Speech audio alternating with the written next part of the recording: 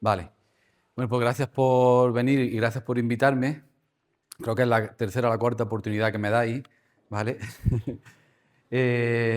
Y bueno, y espero que a lo largo de la tarde, pues, bueno, que sea provechosa, ¿vale?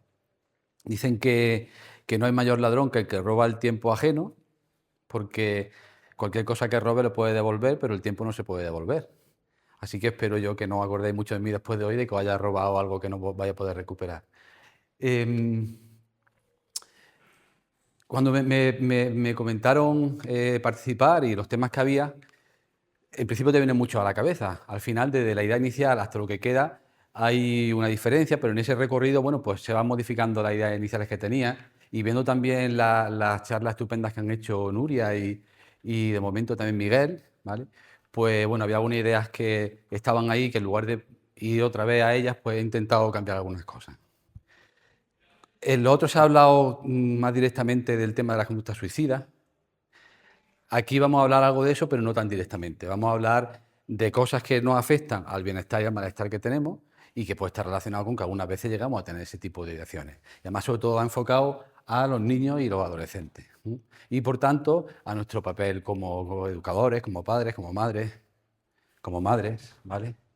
Como madres, como madres, como madres, porque la mayoría sois madres y estáis dos padres, ¿vale? Como suele pasar. Aunque yo vaya contando cosas, pero me interrumpís, preguntáis, comentáis lo que queráis. No tenemos que esperar al final. Bueno, lo primero quizás señalar que la tarea de ser padre y madre, o igual que educadores, es una tarea de alto riesgo y de alta incertidumbre. Es decir, nos movemos a partir de ahí. Certeza, seguridades, vamos a tener muy pocas. Esto de educar es una cosa muy humana y el tema de la salud mental es una cosa muy humana y nada humano es muy evidente. Hay cosas que son difíciles y cosas que son complicadas.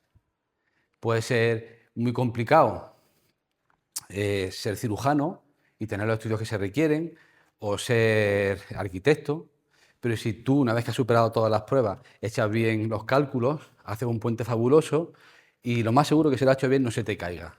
Pero siendo madre o padre, puedes hacer todo perfectamente y cualquier mínimo temblor, una persona que conoce, una experiencia adversa, alguna cosa tira por tierra todo lo que ha hecho. Ser arquitecto es muy difícil, pero ser padre es muy complicado, porque perdemos muchas de las variables, muchas de las cosas sobre las que le van a afectar a nuestros hijos, ¿vale? Por eso lo que vayamos hablando aquí, pues partiendo de esa incertidumbre, partiendo de la inseguridad que nos genera y de lo complicado que es, pues lo que yo diga a lo mejor no sirve para nada. O lo que yo diga puede tener mil excepciones que son válidas. Entonces, escucharlo de una manera crítica y lo podemos ir comentando. ¿Tenéis los móviles aquí? ¿Sabéis cómo coger el código QR y echarle y responder? ¿No? Los que no lo sepáis, lo digo yo, cómo se va haciendo. ¿Tenéis el...? Si queréis, sí, si no, no. Sí, pero bueno, yo, mira, lo vamos a ir haciendo también aquí con esto, verás. Mira, por ejemplo, aquí, cuando escaneéis el código QR, tenéis esto y tenéis que elegir tres de esas cosas, ¿vale? Os va a salir una página que dice, elige solo tres opciones.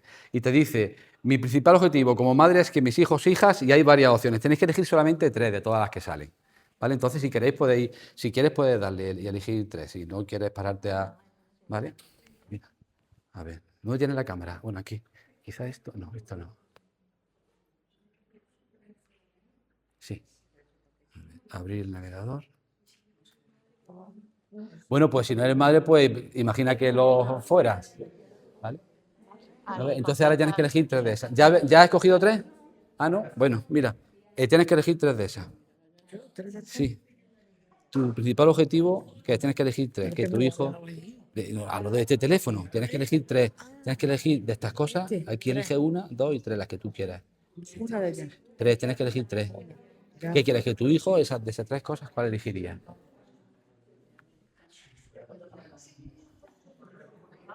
Elige tres. ¿No? Elige tres. Tienes que darle, elige.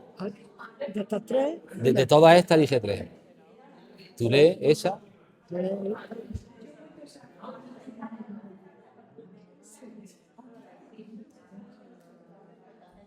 Esa.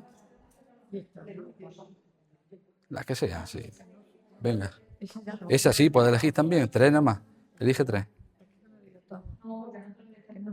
Pues ya está. Ahora enviar.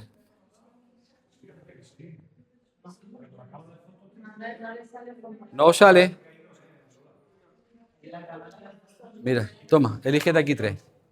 Mira, no le sale el formulario, pero lo Toma, que te sale. elige tres de ahí. Sí. Eso, vale. Pues Lola, hazlo con manual también. Espérate. no, a A ver, ver. es que no le sale la opción de A ver. irse. Es que no le sale, no sé por qué. Con escanear sirve también. No, ¿ves? Mira, aquí, mira, con este te va a salir, verás. Ah, ya la salió, ¿no? Vale.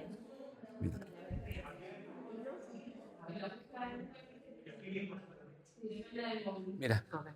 a ver, Es de la de atrás. aquí te sale, toma. Eh, Tuyo. No se puede. Bueno, pues ahora te dejo yo el mío. ¿Ya está? Mira, tómalo de aquí.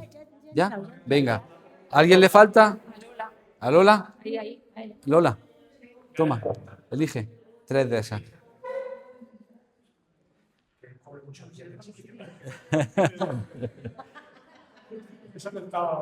¿Cuál? ¿Cuál has dicho? Yo de coña te cobre mucho billete. Para que no te gires nunca. Y ahora ya cuando elijas tres le das enviar. Perfecto, no puedo ver más. Me gustaría elegir más de tres, ¿no? Pero... Y ahora ya le da enviar. Ya está. Bueno, pues ya está. Seguimos, ¿vale?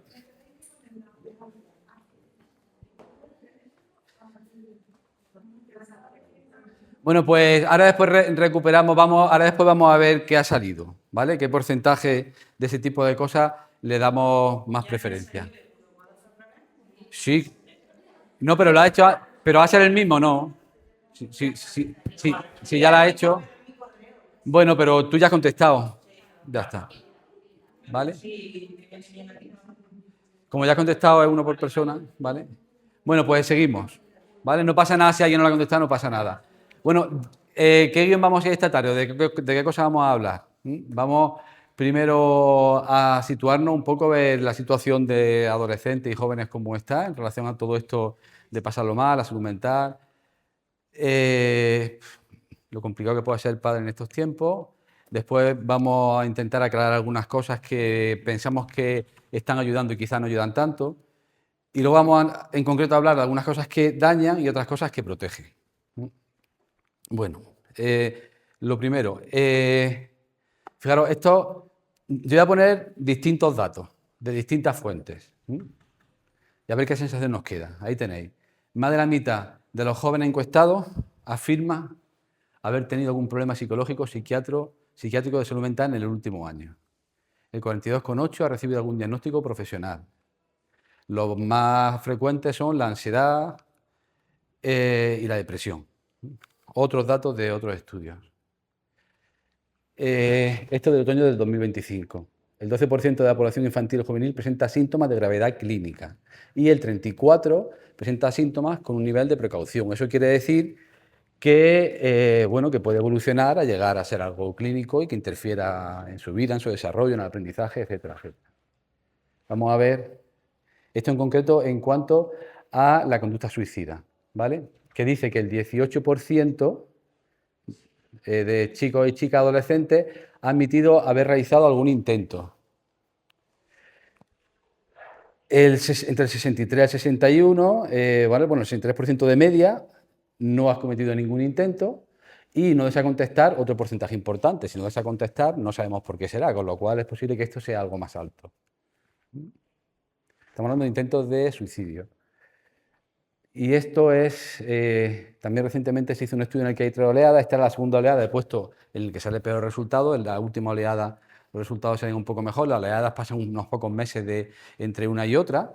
entre un momento en que se pregunta y otro momento, y hay variabilidad. Es decir, que muchas veces depende del momento en el que se pregunte, ¿no? Y fijaros, el 12% dice haber sentido que la vida no merece la pena, el 11,9% dice haber deseado estar muerto, el 12,4% haber pensado en quitarse la vida aunque no lo fuera a hacer, el 7,2% dice que ha llegado a hacer planes, el 13,5% dice que ha hecho algún intento, y otros dicen que ha intentado hacerse daño pero sin intención de quitarse la vida, ¿vale? Son citas, o sea, son datos que, bueno, no sé lo que os parece, ¿no? Y resumiendo un poco, bueno, pues el 50% dice que no merece la pena vivir, el 55% ha pensado alguna vez en el suicidio, el 51% ha deseado estar muerto y el 18% ha admitido haber realizado algún intento. Bueno. El 9% ha pensado en algún momento que la vida no merece la pena, el 5% ha considerado seriamente quitarse la vida y el 3% ha intentado alguna vez. Fijaros que hay diferencia, del 18% al 3% hay diferencia, ¿de qué estudios nos fiamos? Aunque todos van en una dirección, pero no se corresponden totalmente. Estos son los datos que nos van a aparecer en la prensa y en los estudios, y cuando venimos a contar algo, pero nadie cuenta cómo se han hecho esos estudios. ¿Por qué el 30 y tantos por ciento creo que era presenta síntomas clínicos? ¿O por qué tienen depresión? El 17%, o el porcentaje que saliera, ¿vale? ¿De qué manera saben que las personas desean morirse? Normalmente preguntando. ¿De qué manera sabemos el porcentaje de personas que tienen diabetes? Tú le preguntas, ¿tienes diabetes? ¿Qué haces? Te va a unos datos clínicos, que hay unas pruebas y sabes que realmente eso es así. Es decir, hay una cosa objetiva que te está diciendo que realmente esa persona sufre esa patología. Aquí estamos preguntándole a la gente y con esto no estamos ni mucho menos quitándole importancia. Lo que pasa es que tenemos que tener cuidado a las conclusiones que llegamos. Fijaros. Bueno, os voy a enseñar los datos de... No sé si sabéis que aquí desde Salud Mental voy a los institutos, al tercero de la ESO, y siempre hacemos una pequeña sesión de 1 hora acerca de la conducta suicida y tal, ¿no? Entonces le preguntamos, con un código QR, le hacemos una serie de preguntas. ¿Queréis ver el porcentaje de las respuestas que salen aquí? ¿Vale? Lo voy a... Estamos aquí. Mira, estas son las cosas que le preguntamos.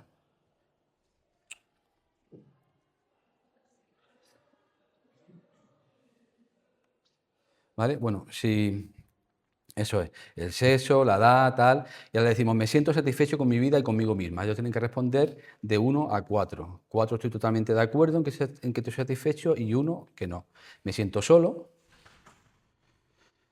siento que nadie me quiere, que no le importa a nadie. Estamos hablando de chicos de tercero de la ESO, que tienen 14 años, ¿no? 14, 15 años. He sentido que la vida no merece la pena. Alguna vez me he autolesionado. He deseado estar muerto. He pensado alguna vez en quitarme la vida, aunque realmente no fuera a hacerlo. Si tuviera algún problema, ¿lo contarías a alguna persona adulta que crees que pudiera ayudarte? Profesores, familia. Pues no, sí o no estoy seguro. Hay otros temas que te preocupan y después le decimos con que el cuestionario es anónimo y confidencial, que si alguien quiere dejar su correo o contarnos algo, que pueda hacerlo. Y de hecho, en alguna ocasión algún alumno o alguna alumna ha dejado su nombre o ha dicho me siento mal, y a partir de ahí también nos ha servido para intentar identificarlo. Bueno, lo primero que hacemos es decírselo al tutor y a los orientadores, y algunas veces ellos lo tienen identificado, saben quiénes son, pero otras veces a lo mejor no, ¿vale? Entonces también nos sirve un poco para eso. Bueno, resultados a estas preguntas. Vamos a verlo.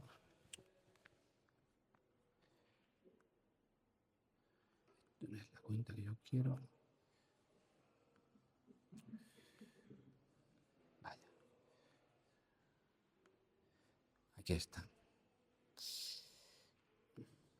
Este es. Tenemos ahora mismo 130 respuestas, ¿vale? Bueno, aquí está la edad y el sexo. Hay mayoría de chicas. Y dice, me siento satisfecho con mi vida. Bueno, fijaros, entre el... No se ve, ¿no? Vale. Estoy aquí leyendo cosas y no he visto nada. Vale. os fiáis de lo que yo os diga. A ver.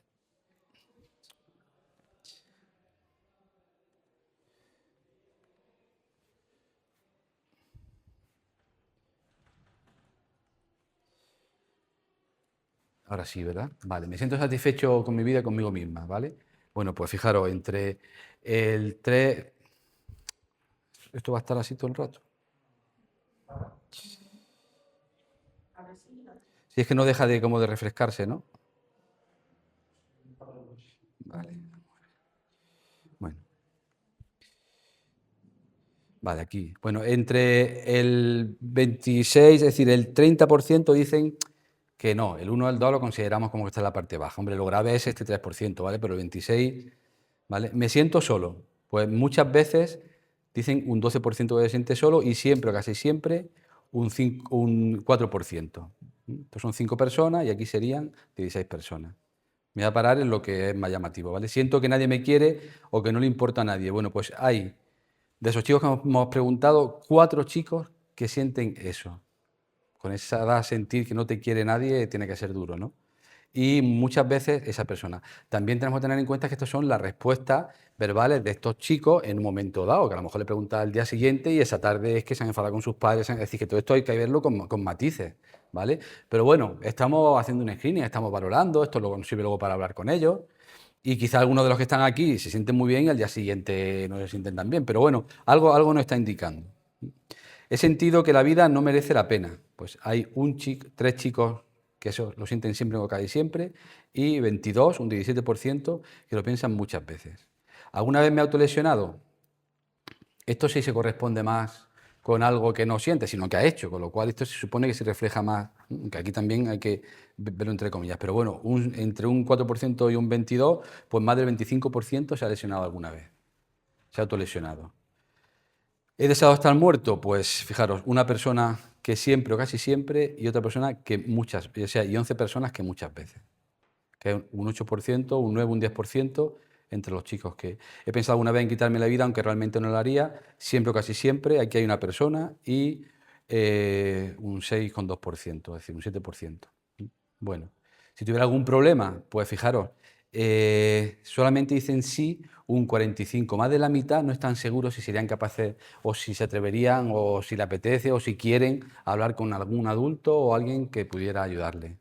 Y eso pues también nos está indicando algo. Y aquí, bueno, pues ya tenéis, fijaros alguna vez en las respuestas que dan. Hay algunas que son, bueno, pues las cosas que hacen ellos, ¿vale? Pero otros sí hablan directamente de temas de las autolesiones, no me interesa mucho, educación sexual, ahora mismo no me preocupa nada, creo que es importante que se traten temas relacionados con la salud mental, la ansiedad, la autoestima, la asistencia a la familia de personas que han intentado suicidarse varias veces, el estar mal para los exámenes, cómo llevar el divorcio de tus padres lo mejor posible, ¿vale? La depresión, la libertad de mostrarte como eres, el funcionamiento del cerebro ante las emociones, cómo superar la muerte de algún ser querido, cómo saber si realmente quiero a una persona, si tengo problemas los resuelvo yo, no necesito a nadie, ¿vale? Mi vida está en sensación rara, como si algo pasara, pero no sé qué. Peleas con mi madre, los estudios no van mal, pero no sé, ¿vale? A día de hoy sigo teniendo malos pensamientos y cada día, bueno, si os dais cuenta, los que cuentan algo más están describiendo una manera de ver el mundo, una manera de estar esos días, ¿vale? Y, bueno, pues aquí abajo, todo esto son... Y aquí abajo venía la parte esa en la que aquí, bueno, pues también algunos van o dejan su nombre o indican que de alguna manera que contestamos con ellos. Bueno, esos son los datos que tenemos, los otros son los datos de los estudios.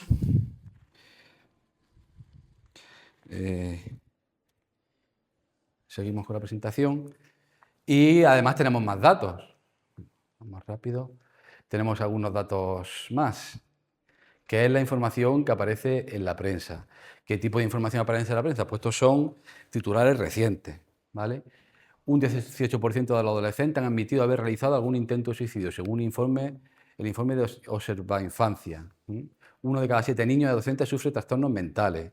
El 40% de los menores en España presenta malestar psicológico y el 20% ha tenido ideas suicidas. Otro. El suicidio adolescente, la cifra es más alta en 25 años. Hay más fragilidad, soledad y consulta sin control a la inteligencia artificial. 1 de cada 7 adolescentes y niños y adolescentes. Bueno, esto es lo que vemos. ¿vale? ¿Qué sensación os queda cuando veis eso? Porque que duele, Manuel, por ejemplo, que de un caso que sale, como no va a pasar este invierno, ¿no? Con casos muy señalados, Sí, ya lo estamos haciendo como generalizado por el mundo, ¿no? claro, Y que te quedas que todos lo van a hacer así o que todos van a cometer la mímica de esa. claro. Son titulares muy alarmistas y no queremos que tenga importancia porque basta con que haya uno para que sea una catástrofe, ¿vale? Pero claro, los periódicos, su principal función, y la prensa de la noticia, su principal función, ¿cuál es? Su principal interés, ¿cuál es? Vender. Y lo que se vende son ese tipo de cosas, no otro tipo de cosas.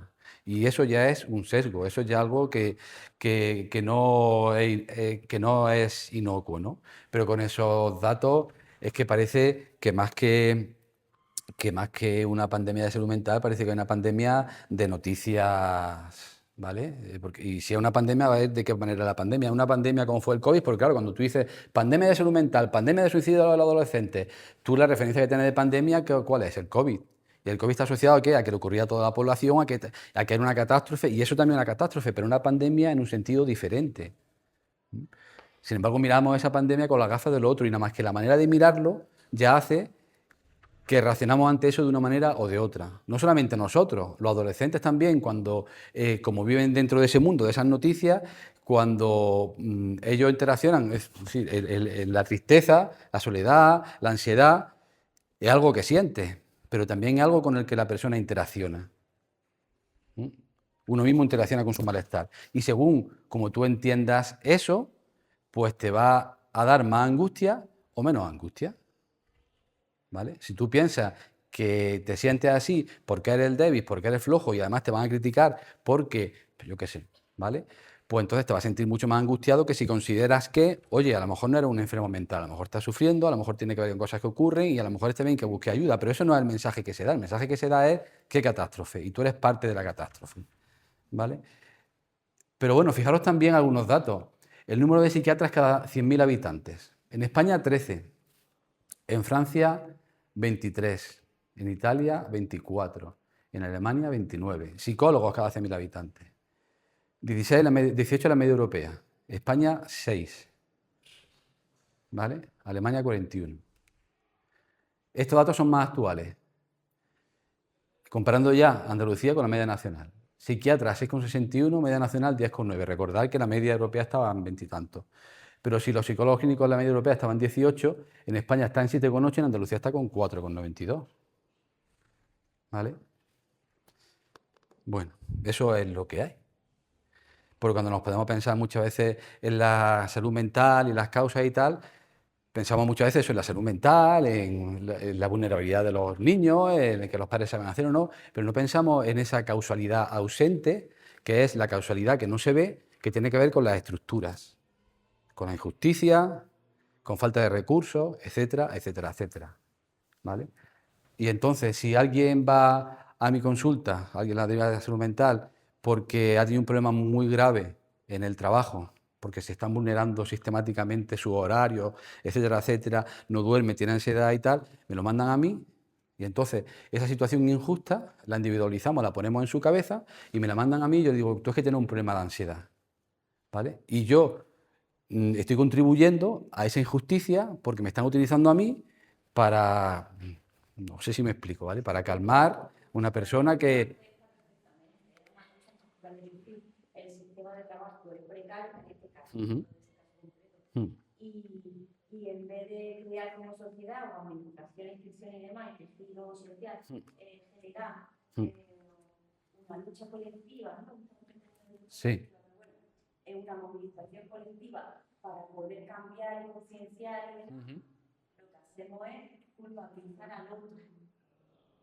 Claro, es decir, yo primero hago que sufra y después a ti te hago responsable de tu malestar porque eres débil, porque no tienes salud mental. Y por eso te mando al psicólogo y el psicólogo legitima eso. Te dice, claro, o el psiquiatra o el médico, sí, sí, tú es que tienes que salud mental porque el problema está en tu mente. Y entonces eso es lo que está fallando.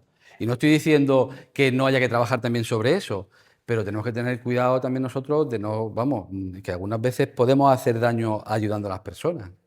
Estigmatizado, ponerlo como una etiqueta, pero es que parece que hoy en día lo más sencillo es etiquetar. segmentar o categorizar, porque es como que identifica y te da, ¿no? Claro, por ahí vamos a ir avanzando ahora. Entonces, esto, a ver, que con esto no estamos diciendo todos los problemas de salud mental es por injusticia laboral, no, sí, también hay un sufrimiento y hay tal, y está muy legitimado el trabajo de los profesionales, ¿vale? Es decir, que es necesario por muchos motivos. Pero son cosas que creo que tenemos que ser conscientes pues, para contribuir lo menos posible ante eso. Y hay varias maneras en que podemos hacerlo, desde nuestro trabajo en la clínica. ¿Algunas conclusiones que sacáis? Bueno, se está produciendo un problema de psicopatologización, ¿no?, de la vida diaria. Todos esos problemas, al final, son problemas psicopatológicos, no problemas de otra índole. El discurso clínico ha conquistado todo y ya se habla nada más que de un problema de depresión tal, pero no se habla de un problema de injusticia, un problema de tal, ¿vale? Tal vez también tenemos dos problemas, que uno es cómo está la cosa de la salud mental, por decirlo así. A mí no me gusta mucho el término, pero bueno, la salud psicológica, ¿no? Con los datos que hemos visto en la adolescencia. Eso es un problema real, no porque digamos que no es una pandemia como era la otra pandemia, pero real. Y aunque esos datos hay que matizarlos porque están sacados de preguntas que se hacen en un momento determinado y que además ya los adolescentes tienen ese lenguaje muy aprendido y cuando se valoran a ellos mismos se están valorando, es decir, lo comentaban aquí también los compañeros que han dado la charla, ya cuando le preguntan a un chico no te dice estoy triste, te dice estoy deprimido, ¿vale? Si te dice alguien estoy triste, te dice, oye, ¿qué pasa? Ven, anímate, tal. Si dices estoy deprimido, te dicen ve al psicólogo. Y ya no te escuchan. Y tú lo que necesitas no es un psicólogo al principio, lo que necesitas es que te escuchen, ¿vale? Entonces, como ellos también están dentro de eso, todos esos datos tenemos que verlos con calma, con tranquilidad. Y, por supuesto, dándole la importancia muchísima que tienen, aunque fuera solamente un caso. Es decir, esto no es quitarle importancia a esos datos. Pero bueno, tenemos un problema que es esos datos, cómo está la salud psicológica, y otro problema es la manera de informar, ¿vale? Bueno, ya veis las noticias que hay. Fijaros, cuando estoy con los chicos en el instituto y con las chicas les pregunto, de esas tasas de suicidio que hay, ¿en qué colectivo pensáis de edad, en qué grupo de edad pensáis que hay mayor índice? Niños, jóvenes, adolescentes, personas de mediana edad, mayores, personas más mayores. ¿Qué pensáis que dicen ellos?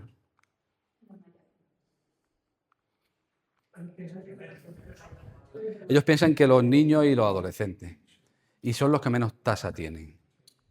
Pero ellos piensan que son ellos. ¿Por qué? Porque esa es la información que les llega por la manera de informar. Porque basta con que ocurra con un chico y es una catástrofe para que se vea en toda España, pase 1000 veces y todo el mundo está hablando de eso, pero ¿cuántas veces se hablan de las personas mayores que se suicidan? No se habla nunca, esos son los que más incidencia tienen. Claro, claro. Entonces, claro, que ellos tengan esa cosa ya dentro, esa manera de ver el mundo, va a hacer que interaccionen con su malestar de una manera y que además se miren más a ellos y miren menos hacia afuera. Luego al final yo digo, pues no, los que más tienen son las personas mayores, vuestros abuelos y vuestras abuelas. ¿Y por qué pensáis que es eso? Y ya se le enciende la bombilla, nos dicen, pues porque algunos están enfermos y tienen muchos dolores, porque han perdido a otras personas, porque, es decir, cosas que duelen, ¿no? Y ellos se dan cuenta de eso, porque están solos, ¿vale? Digo, entonces, si ese es el motivo por el que lo hacen, ¿tiene que ver el suicidio ese algo con nosotros como nietos y como hijos o no? ¿O es cosa de los psicólogos? ¿No os dais cuenta que yendo una vez a la semana a visitar a vuestros abuelos podéis prevenirle muchas cosas? Pero muchas cosas más de lo que pensáis, ¿vale? Pero el discurso es clínico, el discurso es problema de salud mental, no es problema de compañía, de soledad, de fijarnos en los otros, ¿no? Entonces, cuando vamos al instituto, nuestro objetivo más que hablarles del suicidio, que se miren a ellos, lo que procuramos hacer es que miren hacia afuera, porque además mirando hacia afuera, mirando a otros, es como ellos mejor se pueden ayudar. No insistís tanto en el control emocional, tu autoestima, que bueno, que de todo eso vamos a ir hablando, ¿no? Entonces, por supuesto, hay que reforzar la sanidad pública, porque otra de las conclusiones o de las soluciones sería que pues poner más psicólogos, más psiquiatras. Obviamente sí, ¿vale? ¿Pero para qué? ¿Para seguir haciendo lo mismo que hacemos? Si yo llego a un instituto y digo, a ver, que levante la mano quien tenga ansiedad, y levantan la mano 15 de una clase de 25, ¿estaré bien hecho darle todo cita en salud mental y derivarlo al psicólogo? Vamos a ver, pero eso es lo que se está pidiendo muchas veces, ¿vale? Fijaros, los problemas estos de la conducta suicida, ya lo sabéis porque lo han dicho muchas veces, no es un problema de salud mental, es un problema de salud pública, Los problemas de salud pública no se quitan poniendo más profesionales sanitarios. El COVID no mejoró, no logramos solucionarlo poniendo muchos más profesionales, sino sobre todo, ¿cómo? Entre otras cosas, poniéndonos las mascarillas. ¿Por qué te ponían las mascarillas? No solamente para cuidar a ti, sino para cuidar al otro. ¿Sabéis cuál ha sido el avance más importante de cara a la salud pública? Que ha sido el invento, o el avance más importante.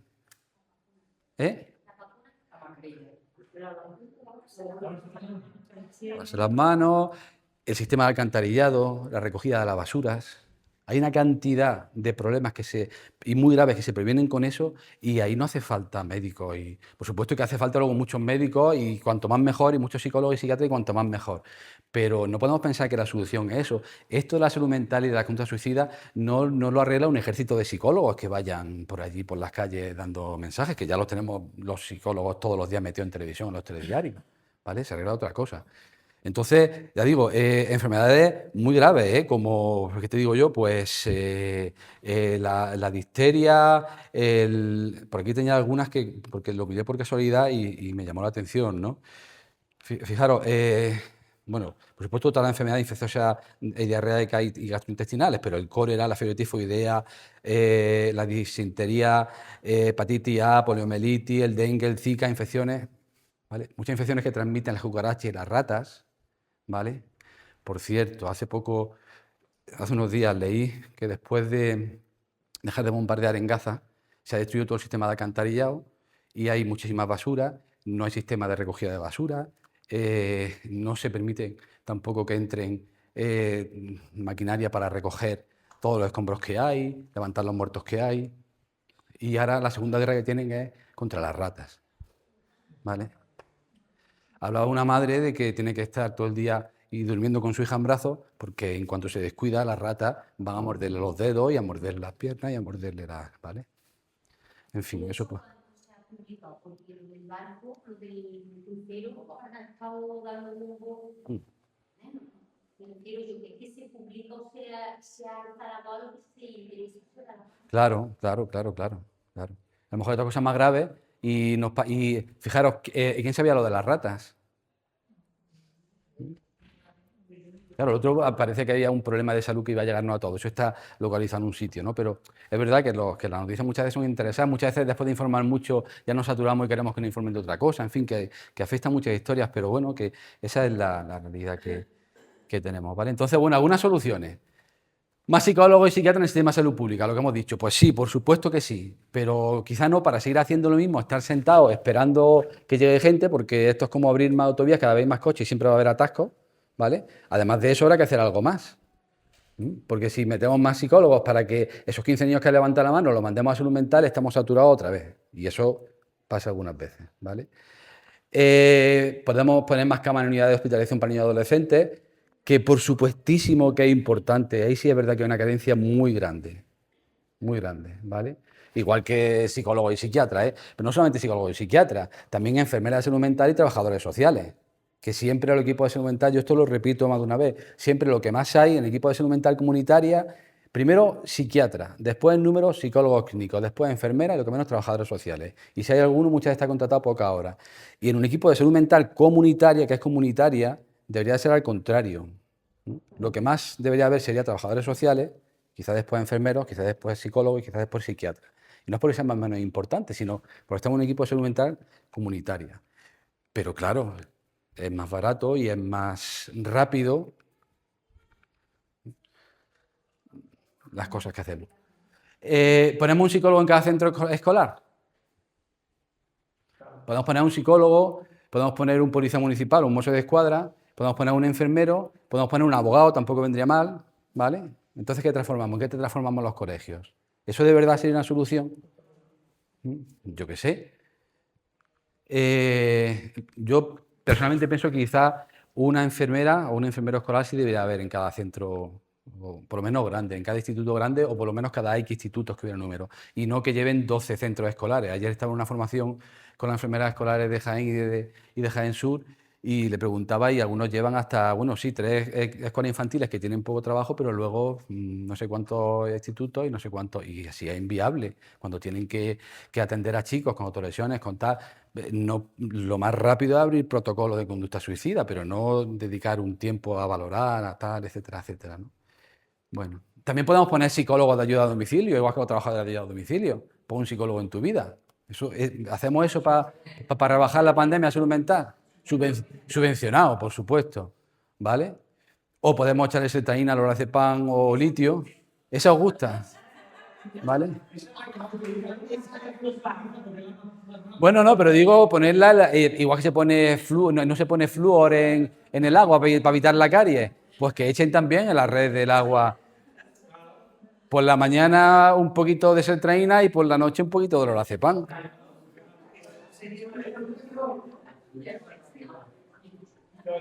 Bueno, sí es cierto que hay algunos estudios acerca de que sobre eso relacionado con el litio y la reducción de la conducta suicida. Es decir, hay algún estudio sobre eso, ¿vale? Bueno, pues esa es la situación que tenemos, y la solución, pues no es fácil. Muchas veces lo primero que se nos ocurre es vamos a poner más, pero bueno, y si es un problema de salud pública, ¿qué más hacemos? Aquí, gracias al trabajo que están haciendo especialmente Gama, ¿vale? Pues se está mirando de otra perspectiva, y no solamente de esa perspectiva clínica sanitaria, sino más de una perspectiva social, que creo que es importante. Ya digo, no estamos quitando importancia a todo lo que tenga que ver con mayores recursos, sobre todo en el sistema público, ¿vale? Tanto a nivel educativo como a nivel sanitario. Y bueno, no podemos ir diciendo que queremos hacer tal y luego ir poco a poco que se vaya desmantelando el sistema público, porque no tiene mucho sentido. Bueno, entonces esa es la situación en la que nos situamos. Padres en tiempos revueltos, ¿vale? Bueno, pues fijaros, según pues analizando los datos que hay y lo que cuentan los padres, desde un año a esta parte, dice que quienes son padres sufren más estrés que quienes no lo son. También la satisfacción conyugal suele ser más baja. Los madres y los padres dedican la mayor parte de su tiempo, energía y recursos a su hijo, incluso mucho más tiempo que los 70, los 80. Es decir, ahora dedicamos más tiempo a nuestro hijo. No sé si os acordáis cuando nosotros éramos pequeños. Nuestros padres estaban trabajando donde estuvieran, nuestra madre en la casa pintando, cocinando y pintando la junta de la baldosa, y nosotros estábamos en el patio con el primo, en la calle, con las rodillas rotas, ¿vale? Sin embargo, se sienten menos tranquilos con ellos mismos como padres los padres de ahora, que le dedican todo su esfuerzo, que los padres de antes. Eso es algo que ocurre en ocasiones. Yo no sé muy bien cómo se le apañaba a mi abuela, que tenía 5 hijos o 5 hijas y un hijo. No sé cómo se apañaba con los 6 hijos en esa época para sacarlos adelante. Y cómo no estaban todo el día amargados, sin embargo, lo hicieron, ¿no? Entonces, precisamente por qué criar a nuestros hijos está asociado a veces con tanta angustia, con tanta confusión, ¿vale? Actualmente. ¿Por qué eso que llevamos los humanos haciendo desde siempre ahora nos causa tanta angustia? No estoy diciendo que ahora lo hagamos peor que antes, ¿vale? No quiero caer en el discurso fácil de es que antes está... Pero bueno, a partir de ahí... Por un lado está el fenómeno de la psicopatologización, del individualismo, que de eso ya estuve hablando aquí muy bien, Miguel, y no vamos a caer otra vez, ¿no? Luego está todo lo que hemos hablado de la realidad, de los datos, de las noticias, que implican mucha presión, también mucha presión para los padres, porque actúan con miedo y entonces están bajo la presión de tener que hacer las cosas bien. No va a ser que a mi hijo le ocurra esto, porque antes esas noticias no se daban, y a lo mejor no era bueno que antes esas noticias no se dieran, porque no estoy diciendo yo antes que estuvieran mejor que ahora, ni en la escuela ni en las casas, que es que ahora a los niños no se les pega en la escuela, pero antes te pegaban una bofetada y te quedabas con la bofetada pegada, y eso es maltrato. Y en las casas pasaba lo mismo, y eso es maltrato. Es decir, que yo no estoy alabando que antes las cosas estaban mejores, así de fácil, ¿vale? Tenemos un exceso de posibilidades como padres, porque hay 1000 cursos para todo, 1000 libros para todo, mucha información, muchos expertos en TikTok, en Facebook, en redes sociales, aquí, hoy conmigo, tal. Es decir, aquí viene toda la gente a hablarnos de, ¿vale? Entonces, hay un exceso de información y de posibilidades y eso nos hace que tengamos una expectativa muy alta sobre nuestros hijos, porque pensamos que podemos conseguir mucho con ellos y además nos lo vamos a exigir y eso genera mucha presión, ¿vale? Luego, los tiempos son muy cambiantes. Antes, más o menos, uno sabía a qué podía aspirar. Hoy puede aspirar a 1000 cosas. ¿Qué quieres que sea tu hijo el día de mañana? Antes sabías que si era abogado, médico, no sé qué, lo tenía, pero hoy en día no lo tiene garantizado ni eso. Pero es que ya ni siquiera si es informático, porque ya está la IA que tampoco. Entonces es que no sabemos qué va a ser. Es decir, ¿para qué estamos preparando a nuestros hijos? ¿Para qué mundo lo estamos preparando? Antes sabíamos para qué mundo lo preparábamos. Hoy sabemos para qué mundo lo estamos preparando. Para que sean influencers, exactamente. Bueno, pues ya mismo ni eso, porque ya los influencers lo va a hacer la inteligencia artificial, ¿no? Entonces, claro, esperando que algunos de nuestros esfuerzos den el blanco y ayude, los preparamos para todo, los apuntamos a todo. A inglés con 2 años, a baile, porque le gusta, a otra cosa, porque la va a ir bien, a lo otro porque tal. Entonces, los tenemos saturadísimos, esperando que, incluso por si acaso, también lo llevamos al psicólogo. No tiene problemas, pero por si acaso yo lo voy a llevar al psicólogo, ¿vale? Entonces, bueno, pues eso, imaginaros la presión de eso, ¿vale? Imaginaros la presión que implica todo ese tipo de cosas. ¿Alguien tiene aquí libros de autoayuda? Como padres, o para uno mismo, ¿vale? ¿O habéis metido alguna vez en alguna tienda en internet para ver los libros que hay? Yo he puesto libros ayuda a padres. Fijaros, esto no es más que un pantallazo de lo primero que me sale, sin hacer mucho scroll, ¿eh?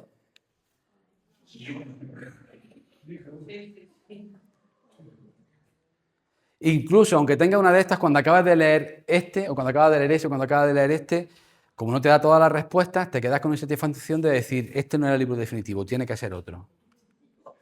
¿Vale? Y esto es una satisfacción continua. Porque además dice, si yo, con toda la información que hay de expertos, de libros, no soy capaz de hacerlo bien y mi hijo se me va de las manos, es que soy un padre horrible, te echa la culpa de todo. Y eso no es así.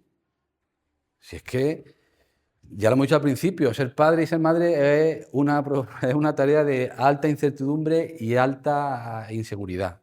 Y estamos ahí y queremos tener una seguridad que es imposible y no estoy diciendo que estoy seguro que muchos de estos libros son estupendos, ¿vale? Pero yo lo que veo es mucho miedo. Yo lo que veo mucho miedo en equivocarte, en hacerlo bien, en que tu hijo tenga algún problema, porque si además la información que tiene es el X% tiene idea de suicidio, eso le va a pasar a mi hijo. Es decir, al final todo confluye a la ansiedad, a la angustia, ¿no? Bueno. Claro, hay un libro, hablando de libros, de Gregorio Luri, un maestro, filósofo, que se llama Elogio de las familias sensatamente imperfectas. ¿Vale? Ahí abajo está la referencia. Y él, en algunas él tiene alguna entrevista tal muy interesante y en alguna de ellas preguntaba a la gente que dice, bueno, no amarguéis si pensáis que son malos padres, porque a ver, ¿quién de aquí se considera que es mejor, conocía a los Simpsons, ¿no? Que su familia es mejor familia que los Simpsons, que levante la mano. Todos, ¿no? Todos somos mejores que los Simpsons nuestros hijos. Por supuesto. Dice, pues mira, a ver si podéis decir que todos que somos mejor familia que los Simpsons, hacéis esto lo contáis muy bien, con mucha más gracia que yo, ¿no? Y con mucho más sentido. A ver si vuestros hijos, o sea, si a vuestra familia le ocurre esto, ¿vale? Dice, cenan juntos todos los días sin televisión, son capaces de resetear todos los agravios mutuos y empezar cada día de cero, y se profesan amor mutuo unos a otros por encima de todas sus locuras, sin reprocharse, aceptándose sin tener que entender. ¿Vale? Somos mejores que los Simpsons, ¿no? Bueno. Entonces, claro, ante ese tipo de situaciones, cuando nuestro hijo muestra algún malestar o algo, ¿de verdad que necesita nuestro hijo un psicólogo? ¿Quién demanda? ¿Quién necesita al psicólogo? ¿Quién demanda, derívame a mi hijo al psicólogo? No estoy diciendo que todos los casos sean iguales, ¿eh? Estoy hablando, pero ¿quién lo demanda? ¿Quién tiene el problema? ¿El hijo o los padres? Alguna vez esto es como si yo tengo fiebre y llevo a mi hijo al médico, que tengo fiebre, a ver qué le pasa a mi hijo. ¿Vale? En algunas ocasiones, otras ocasiones no, porque realmente algunas ocasiones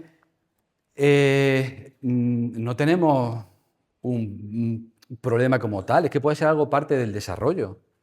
Y no tienes un problema a tu hijo en el sentido de que no le está afectando a su evolución, no le está afectando a nivel social, no está triste, duerme bien, come bien, tal, está más o menos aprendiendo, pero no hay quien pueda con él. ¿Mm? Pero a lo mejor si no hay quien pueda con él no está repercutiendo a él a unos niveles que implique tener que... ¿Mm? Entonces hay que distinguir lo que es un problema de un desarrollo, hay que distinguir también lo que es un trastorno o un problema de salud mental. O sea, trastorno o problema de salud mental, ¿vale? O lo que es una catástrofe, por ejemplo. Hay cosas, problemas de conducta muy serios, que podemos catalogarlo como un trastorno, pongo problema de salud mental porque solemos hablar así, pero bueno, un trastorno psicológico, ¿vale? Una alteración del comportamiento, pero que a una chica estén abusando de ella o que le estén haciendo un acoso muy fuerte en el colegio, posiblemente se manifieste como un trastorno, pero no es un trastorno, es una catástrofe. Y hay que atender esa catástrofe. No podemos ver solamente tiene ansiedad, sino cómo esa ansiedad ha llegado a ser esa ansiedad que te está fastidiando tanto la vida, ¿vale? Y tenemos que darnos cuenta los psicólogos de esto y actuar en consecuencia y tenemos que coordinarnos con servicios sociales, tenemos que hacer cosas y tenemos que, ¿vale? Y muchas veces somos los últimos que debemos acudir, porque si sacamos a la persona del contexto en el que le ha ocurrido el problema y lo metemos solo en salud mental y nos olvidamos del otro, esa persona no se va a sentir bien. Entonces, y ya digo, luego nos llegan muchísimas consultas de todo tipo. Yo sé que todos los padres llegan con mucha urgencia, con mucha necesidad. Lo primero a su pediatra, ¿vale? Que lo primero que deberías de hacer era valorar al hijo, al niño, y no que porque la madre te diga, ya te derivo, oye, claro que sí, pero es que yo quiero conocer a tu hijo y quiero verlo y quiero ver qué le ocurre y quiero, ¿vale? Y que normalmente eso es lo que hacen. Pero claro, aquí si todo es preferente, nada es preferente. Si en urgencias todo urgente, nada urgente. Y por tanto se nos van a morir muchas personas porque no vamos a atender realmente las que llegan con una enfermedad urgente o con una situación urgente y grave. Entonces por eso algunas veces, pues bueno, no podemos poner todo igual, ¿vale? No podemos poner todo igual. Y os pregunto, ¿siempre va a ser algo positivo llevar a nuestro hijo al psicólogo? ¿Podemos estar protegiéndolo y a la vez haciendo daño? Porque claro, como no toman pastillas, como ahí no hay pastillas, pues parece que no hay efectos secundarios. Pero no es así. Fijaros, la intervención ninguna intervención es inocua, ¿vale? Y algunos pacientes que van allí me han contado que, bueno, que con algunos psicólogos que han estado se han ido y no han querido volver porque se han sentido muy mal y han salido peor que entraron. No ese día, que alguna vez es verdad que sí, ya sales peor que entras, pero, ¿vale? Y eso puede ocurrir también con niños, puede ocurrir con adolescentes, pero es que, bueno, fijaros, hay algún estudio que en cuanto a depresión, aunque esto es con adultos, dicen que las depresiones, algunas depresiones de cierto nivel, por decirlo así, no detectadas en primaria y por tanto no derivadas a salud mental, evolucionan mejor que las detectadas y las derivadas a salud mental. Porque la persona la saca de su vida, que es decir, las personas enfermamos o nos sentimos mal, ¿vale? Y bueno, nos alteramos psicológicamente en la comunidad, y es en la comunidad donde mejor nos vamos a curar. Luego habrá otros casos que son los menos, que requieren otro tipo de atención, pero las personas enfermamos en comunidad y nos curamos en comunidad. Y si el psicólogo te sirve para decir, trabájate tú mismo, mírate a ti mismo, mejora tal, sube la autoestima, aislado del resto de las cosas, no va a ser la mejor alternativa. Bueno.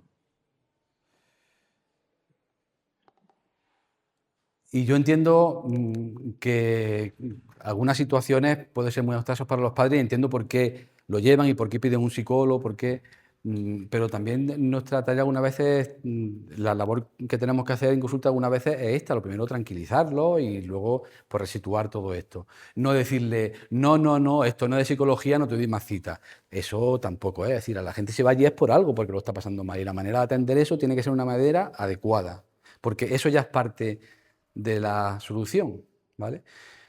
De la solución que la solución muchas veces van pensando que tienes que curarlo de algo, pero hay que decirle que a su hijo no le pasa nada, que no tiene ninguna enfermedad, que por tanto no lo puedes curar de nada. ¿De qué lo curas? ¿De su vida? Ahora, eso no quiere decir que no pueda hacer nada. Comento también otras veces, ¿no? Que no todas las cosas son curables, pero ninguna persona es incuidable. Siempre podemos cuidar de alguna manera. Y el cuidado siempre empieza por la atención y por la mirada. Entonces, te llega el que te llegue, tú tienes que mirarlo, tienes que atenderlo y tienes que escucharlo, ¿vale? La palabra cuidado también, cuando nos decían, vete a la plaza con tu hermano y ten cuidado de él. Cuando te decían ten cuidado de él no era que estuvieras todo el rato a tu lado, ten cuidado, te decía, era pues, como que le echara un ojo, ¿vale? Entonces, el cuidado de las personas empieza por la mirada, por atender. Y eso solamente ya puede ser muy útil. Y si bajo ese contexto le dice, oye, mira, pues a lo mejor este no es el sitio tal, va a ser parte de la solución, porque si no, no le da una solución, pero encima es que le añade un problema, ¿no? Que ha sido esa relación. Y algunas veces la cura, en realidad, es el cuidado. Es decir, el cuidado es la cura real. Lo que cura una vez es el cuidado. Pero tampoco lo sabemos los padres, ni los adultos, ni los adolescentes cuando vamos al psicólogo, porque lo que vamos pidiendo es que nos den algo para lo que tengo. Porque estamos acostumbrados a eso. Dame una pastilla para el dolor, o dame otra pastilla para la diabetes, o dame otra para tal, ¿no? Y eso no funciona así. Bueno, esta es una frase que no recuerdo dónde la leí, pero está copiada literalmente, no recuerdo a quién se la leí, ¿no? Dice, los psicólogos, los psiquiatras, los profesionales de la salud deberíamos ejercer más la prevención cuaternaria y no psicopatologizarlo todo. Tenemos a gran parte de la población creyendo que necesita terapia y esto es un peligro, además de un fracaso. La prevención cuaternaria, la prevención primaria es, bueno, pues lo que hacemos, poner flúor en el agua para evitar que la población tenga mucha mascarilla. Es decir, va dedicado a todo. La cuaternaria es no hacer daño a la persona que llega a los servicios sanitarios. Esa es la prevención cuaternaria, ¿vale? Y el mensaje que damos a los psicólogos es, necesita un psicólogo, necesita un psicólogo, necesita... Y al final la gente se cree que necesita un psicólogo. Bueno, no lo decimos directamente, pero de alguna manera... Entonces, bueno, vamos ahí, nos hemos situado en el problema general, hemos sido un poco críticos con esto de que no siempre que hay un malestar, a lo mejor lo más adecuado, lo más sano es psicologizarlo, lo complicado que es ser padre. Y ahora vamos a intentar romper con esas cosas que los psicólogos y los médicos, los psiquiatras, os hemos metido en la cabeza. Que lo había aprendido muy bien. Entonces, fijaros, lo primero es que muchas de las cosas que hacemos es psicoeducación, es decir, os decimos cosas acerca de la salud mental, de la depresión, de tal, pero en realidad, y es otra cosa que siempre hemos tenido, procuramos tener mucho cuidado cuando vamos a los colegios, es no hacer psicoeducación, porque la educación que se suele hacer normalmente es adiestrar a la gente, a los pacientes del futuro, cómo tienes que ponerte malo. Sí.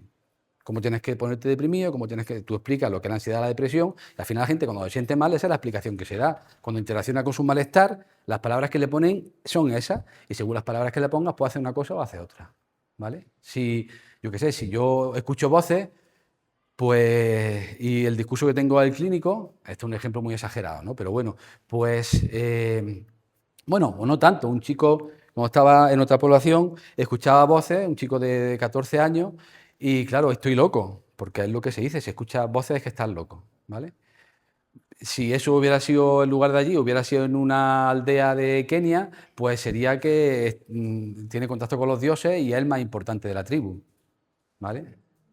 Al final, yo no intentaba convencer lo que era el jefe de la tribu y nada de eso, ¿vale? Pero obviamente hay otra manera, otra narrativa detrás de ese escuchar voces. Y según la narrativa que tenga, pues le podía hacer sufrir más o sufrir menos. Bastante tienes con escuchar voces para encima pensar que estás loco. Tienes más angustia, con lo cual vas a escuchar más voces, ¿vale? Y por supuesto hay otra explicación a esas voces, ¿vale? Que tenía que ver con un bullying, con un acoso, con etcétera, etcétera, ¿vale? Entonces, lo primero es eso, de quitar, intentar,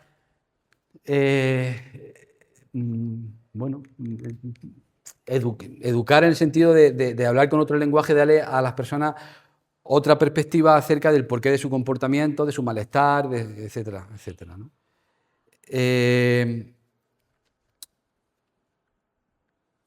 Otro sería el tema del cerebro, ¿vale? Porque claro, siempre, entonces, bueno, perdón, por un lado, el tema del lenguaje, de las explicaciones que le damos a la gente, de lo que le explicamos. Por otro lado, el tema del cerebro. Eso entra dentro de ese tipo de cosas que le explicamos. Parece que todo tiene que ver con la dopamina, la oxitocina, tal, tal, tal. Y bueno, es otra narrativa, pero no es exactamente así. Ahí siempre hay mucha información muy sesgada. Por ejemplo, ahora después vamos a lo del cerebro.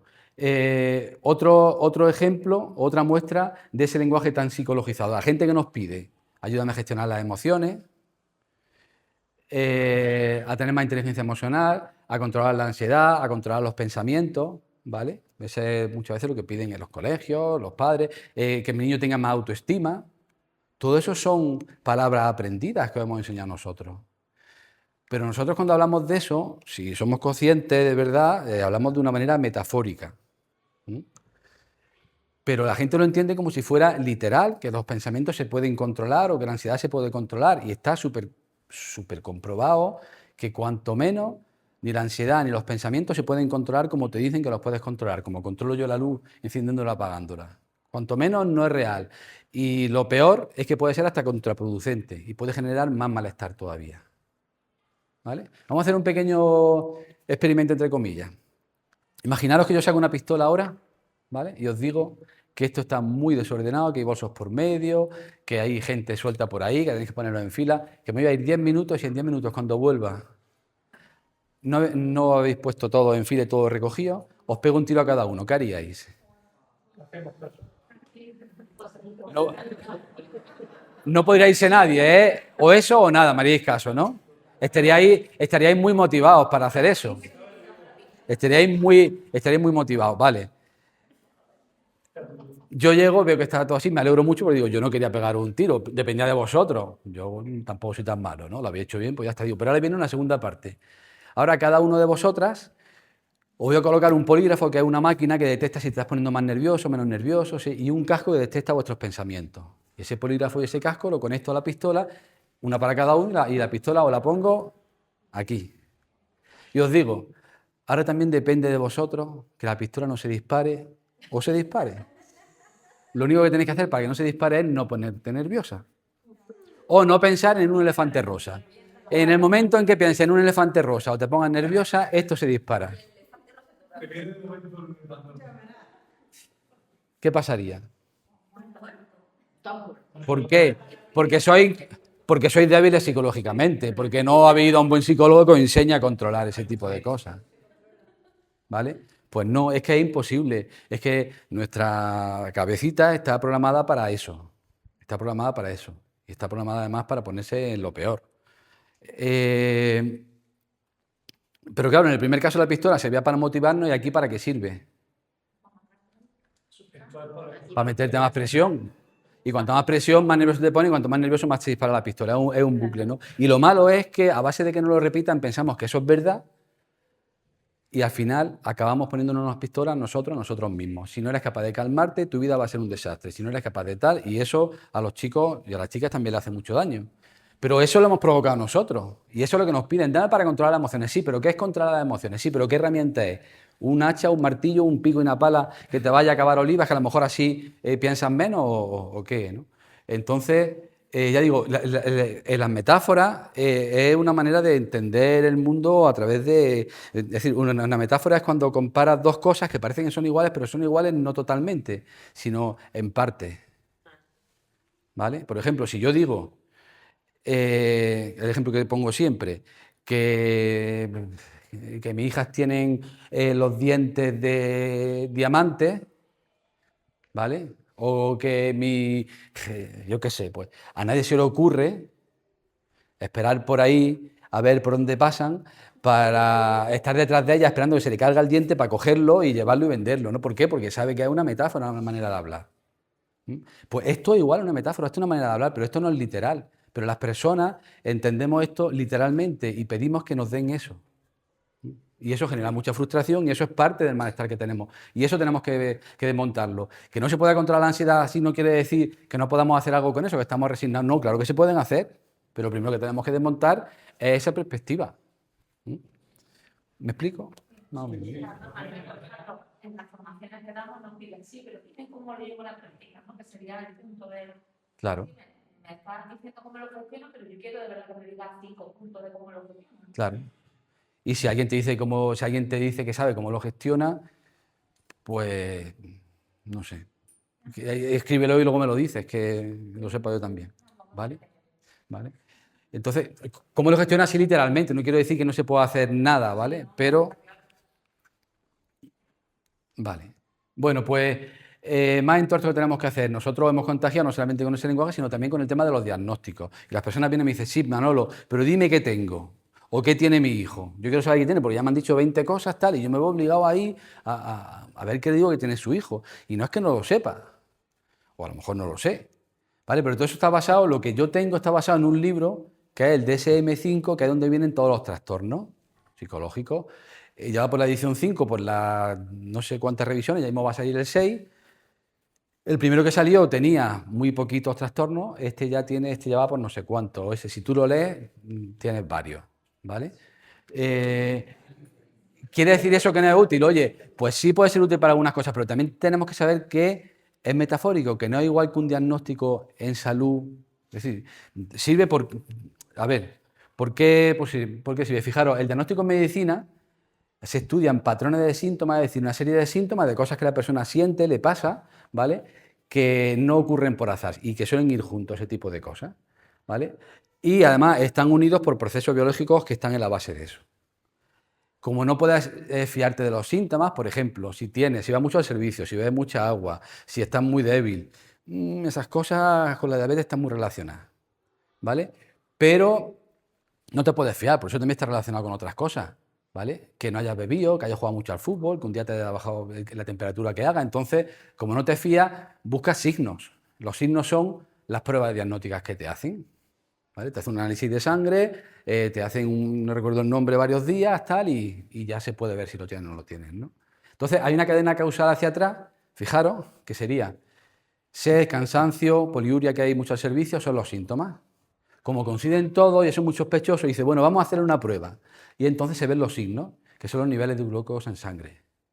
Si seguimos hacia atrás, se sigue investigando y se ve que los niveles de glucosa en sangre están afectados porque las células beta del páncreas no producen insulina. Entonces tenemos que meter insulina, ¿vale? Y cuando se da todo eso, que se puede comprobar, llegamos al acuerdo de que a eso le vamos a llamar diabetes, pero a un acuerdo.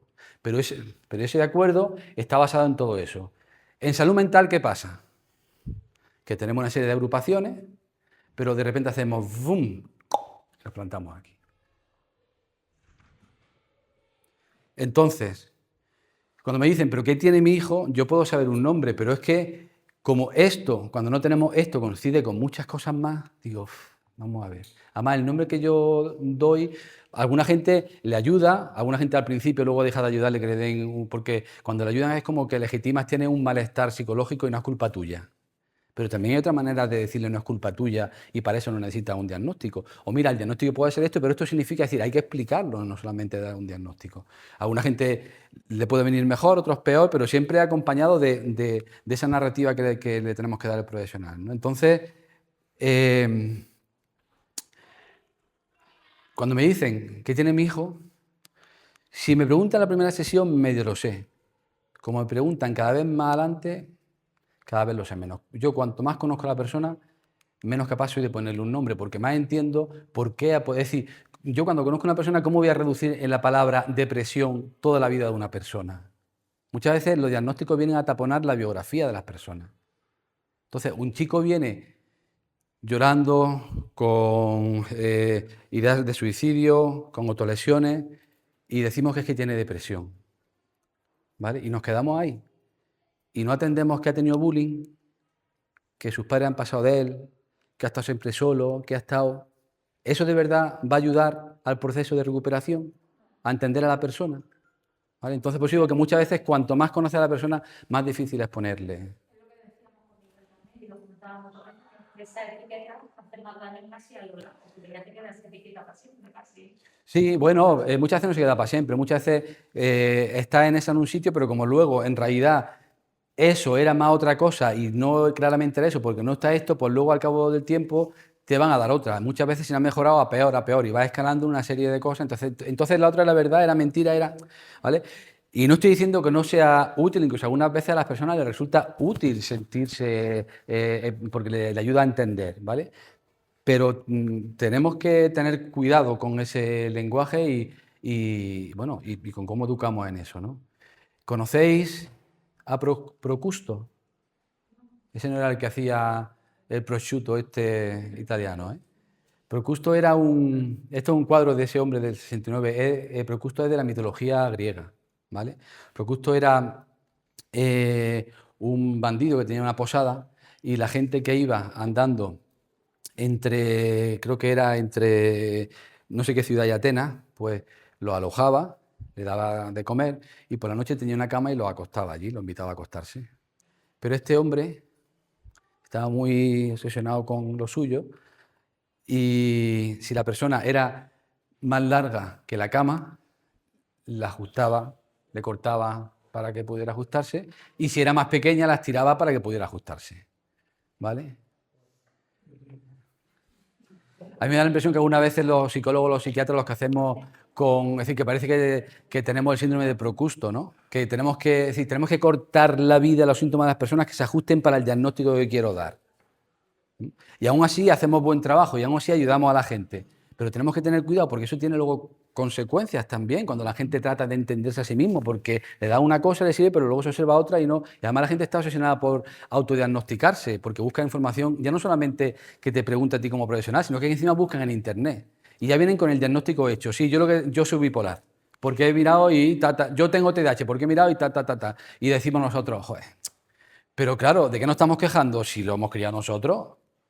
Si es que le hemos dado las herramientas, si es que estamos continuamente en la prensa, en el noticiario, hablando, diciendo, explicando cómo tienen que ser. Esto es lo que yo decía de que estamos más que psicoeducando, enseñando a la gente cómo tiene que ser enferma mental de una cosa u otra, ¿vale? Bueno, vamos a intentar seguir deshaciendo en tuerto. Entonces, ¿cómo entendemos el sufrimiento? ¿Cómo entendemos una conducta suicida, una autolesión? ¿Cómo entendemos tal? Ya digo que luego habrá casos que realmente se le hace un tac a la persona y dice, mira, tiene un tumor dental y este comportamientos tan raros que ha hecho que no le pega nada, es que está medida por esto, ¿vale? Y está claro. Otras veces a lo mejor puede haber algo así y aún no hemos dado en la tecla de que hay una inflamación de tal y puede también influir, ¿no? Pero en la gran mayoría de los casos que vemos en salud mental, la clave es, vemos ese malestar y ese sufrimiento, esas autolesiones, como un síntoma de una enfermedad o como una reacción ante situaciones de la vida. Porque según cómo te planteas ante eso, tu manera de actuar va a ser de una manera o de otra. Y según cómo te planteas ante eso, la manera, tú como paciente también, de entenderte y de actuar puede ser una u otra. Es más importante lo que tiene o lo que le pasa en el contexto de su vida. La pregunta clave que es ¿qué tiene o en el contexto de su vida qué le pasa? Muchas veces no... Pero ¿y por qué? Las cosas tienen un porqué, pero también tienen un para qué, y los para qué también son importantes. ¿Por qué mi hijo se pone tan nervioso, con ansiedad, antes de entrar a la escuela? ¿Vale? Pues ¿por qué? Posiblemente el porqué esté en su pasado, pues por las cosas que haya tenido, que le han ayudado a gestionar mejor, pero la frustración, el para qué. Pues a lo mejor porque cuando le da una ansiedad que no vea, ese día pues se queda en casa y no tiene que ir a clase. Y no lo está haciendo a caso hecho, realmente ha tenido esa sensación y se ha quedado desmayado y tal. Pero le sirve para eso. Y eso hay que tenerlo en cuenta para resolver el problema. Claro, no vas a decirle... Ahora mismo, como esto lo haces por esto, va a ir a clase porque entonces ya te lo cargas, ¿vale? Pero claro, tampoco puede ser que si una vez que está en casa se tranquiliza y ya se le pasa la ansiedad, ahora está todo el día contigo, vas de compras, con el móvil, con la tablet y tal, entonces, oye, claro que estás mal, claro que te pasa tal, pero lo siento mucho, esta tarde vamos a ir a tal sitio, al parque, pero tienes que hacer reposo absoluto y no, mamá, es que yo quiero ir, pero si yo estoy deseando ir contigo, pero es que si te has puesto así esta mañana, no lo estás castigando, no le estás diciendo, es que era un perro, es que no quiere ir a la clase, no, porque no es así, ¿vale? Pero la manera luego de actuar, el para qué es también importante y eso también nos interesa. Y luego el cambio del paradigma, sí, bueno, muchas veces de una persona es ver el problema de la persona, la falta de autoestima dentro de él o la depresión dentro de él, y el modelo de dos personas es ver eso en la relación con los demás, ¿vale?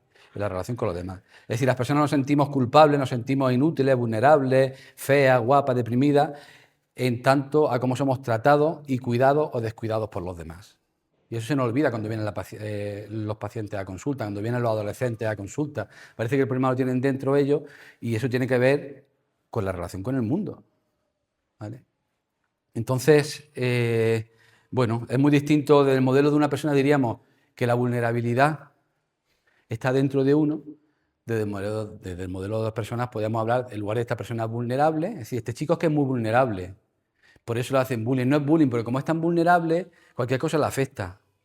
Pero si le está afectando, a este no le afectaría, pero si le está afectando y mucho, habrá que ver qué ocurre, ¿no? Pero claro, si decimos que es vulnerable, parece que la responsabilidad es suya. Y si en lugar de decir vulnerable decimos que ha sido vulnerada, ya cambia la cosa, ¿no? Y no estoy diciendo que no sean compatibles las dos cosas. Entonces hay que tener cuidado con ese modelo de una persona, verla a su mente aislada del mundo. Bueno. ¿Por qué no sale? Aquí.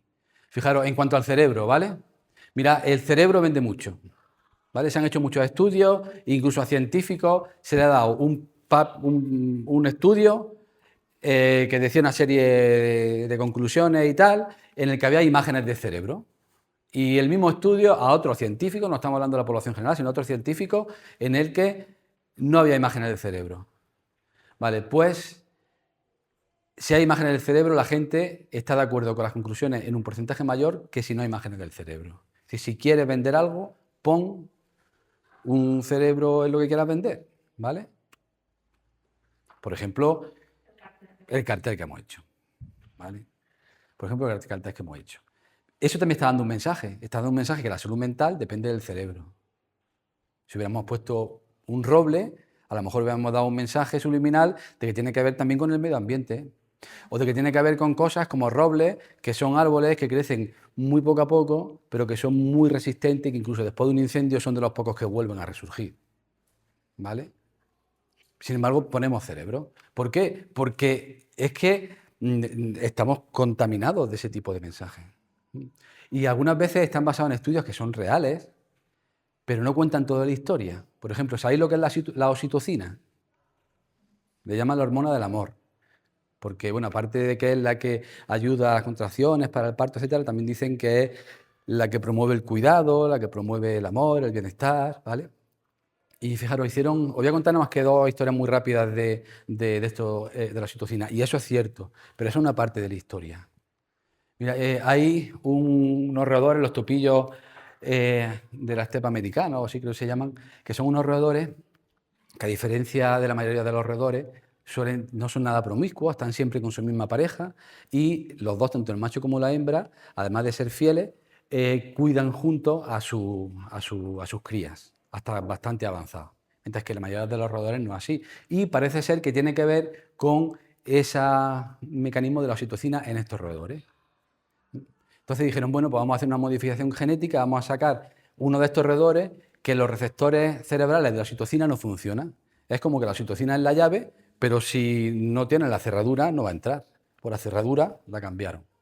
Entonces la oxitocina no funcionaba. Dirán, bueno, estos ya promiscuos, infieles, no van a criar a las crías, la van a dejar que se mueran, se las van a comer cuando sobra alguna, como hacen muchos. Y comprobaron que no era así. Es decir, ese comportamiento prosocial se seguía manifestando, aunque la oxitocina no funcionaba.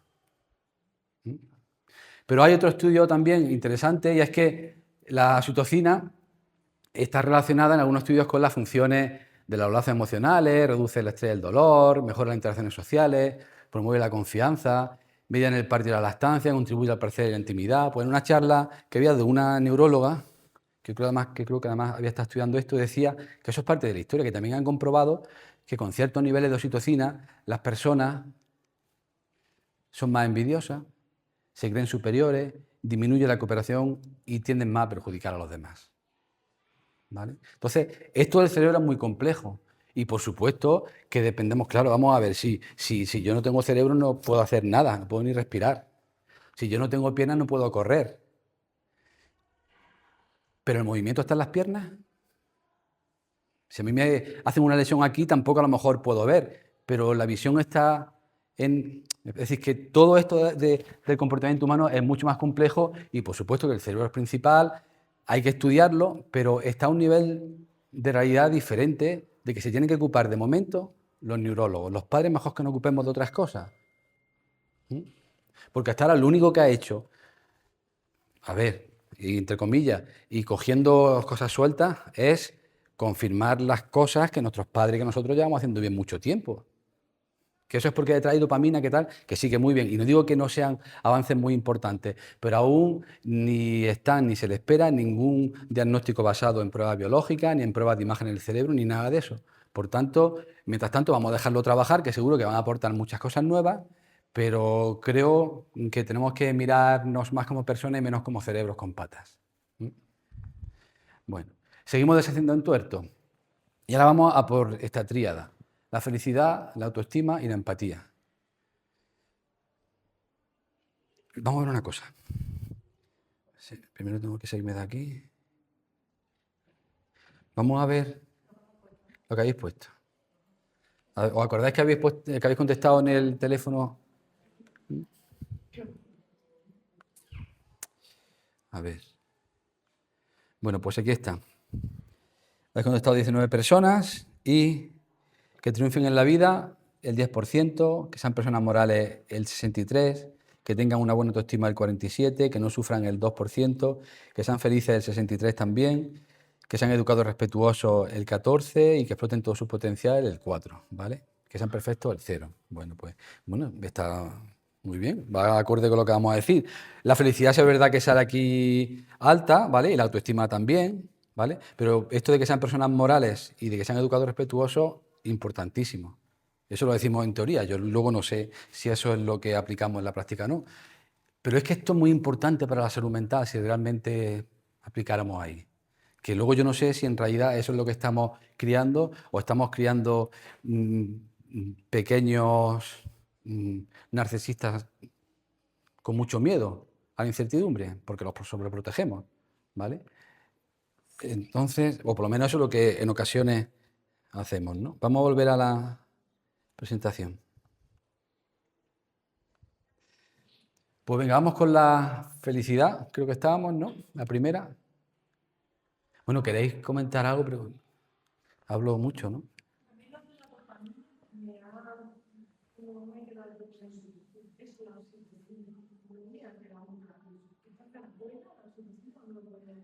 Claro. Todo lo que ocurre dentro de nosotros es bueno porque lo necesitamos para vivir. Lo que yo estaba criticando era que los mensajes muy basados en el cerebro que explican el comportamiento de las personas con cosas muy simples, ¿vale? Es decir, la oxitocina lo que se dice siempre es sirve para fortalecer los lazos, es la hormona del amor, promueve la confianza, porque hay estudios que dicen que con niveles de oxitocina, pues es decir, vamos a suponer, te meten un pinchazo de oxitocina y tú te vas a sentir más cariñoso, vas a querer colaborar más, como si el comportamiento humano fuera tan simple como la reacción ante una hormona, ¿vale? Y se está viendo que todo es mucho más complejo, que una misma producto puede tener ese efecto y el contrario. Por ejemplo, la oxitocina sirve para eso, pero también si sube hasta ciertos niveles de oxitocina, pues puede haber envidia. No. A ver, yo entiendo que no sé muy bien los estudios, ¿vale? Pero entonces yo no sé si es cuando llega a cierto nivel o dependiendo de, pero fijaros que, que los discursos de la neurología de cara a la población general son muy simples, simplifican mucho y nos dan una visión muy mecanicista del comportamiento humano, de estímulo, respuesta, oxitocina, amor, dopamina, nervios, tal. Oye, y eso es verdad, con niveles altos de dopamina, tal, pero hay algo mucho más complejo que eso. Y chicos con niveles de dopamina altos pueden ser muy nerviosos, pero otros en una educación distinta, en un contexto distinto, y los mismos niveles de dopamina van a ocurrir otras cosas. Nosotros como padres, ¿qué tenemos que saber? El nivel de oxitocina que tienen o dopamina nuestros hijos en el cerebro y el efecto del concerto o el efecto de tal, o lo que tenemos que saber es cómo funciona el comportamiento humano, la comprensión, el amor, ¿vale? Y luego esperar que si alguna vez llega esto, pues, oye, pues, bueno, que ya de alguna manera va llegando con algunas cosas, ¿vale? Pero todavía mucho menos de lo que nos dicen. En cuanto a la felicidad, gracias y por preguntar y preguntar las cosas que os quedan ahí. No os quedéis con esas dudas, ¿vale? Si os surge algo. En cuanto a la felicidad, bueno, claro, en un mundo que es muy cambiante, no sabemos qué va a ser lo mejor para nuestros hijos, ¿vale? Entonces, muchas veces lo que sí tenemos claro todos los padres es que queremos que nuestros hijos sean felices. Ahí hemos contestado dos, pero eso es lo que queremos todos los padres, ¿no? ¿No queréis que vuestros hijos sean felices? ¿No es un objetivo? ¿Vale? Bueno, pues aquí lo que venimos a decir es que ni la felicidad ni la autoestima son las mejores metas, que son metas muy escurridizas, ¿vale? Que la felicidad, igual que pasa con el perfeccionismo, son como el horizonte, que nunca llega a él. Cuando yo estoy en mi despacho aquí y me asomo al frente, ¿sabéis lo que veo? ¿El horizonte mío cuál es? Sierra Nevada. Si mi objetivo fuera llegar al horizonte, cuando llego a Sierra Nevada he llegado al horizonte, ¿ahora cuál es el horizonte? Salobreña. Y cuando llegas a Salobreña, ¿cuál es el horizonte? El Atlas. Y cuando llega al Atlas, es decir, no podemos llegar ahí nunca, ¿no? ¿Eso quiere decir que no sea útil? Es muy útil, pero precisamente es útil por esa inalcanzabilidad, porque te permite ir avanzando siempre. Eso es la utilidad, el que no llega a alcanzarlo, que te marca no una meta, sino una dirección, ¿vale? Cuando tú quieres ir a Barcelona, sabes que cuando te bajas a la estación de tal, te dice Barcelona y dices, ya he llegado. Pero si tú quieres ir al norte, cuando llega a Barcelona hay más norte y después hay más norte y después, es decir, nunca termina, ¿vale? Vamos con otra historia de la mitología. Este era Solón.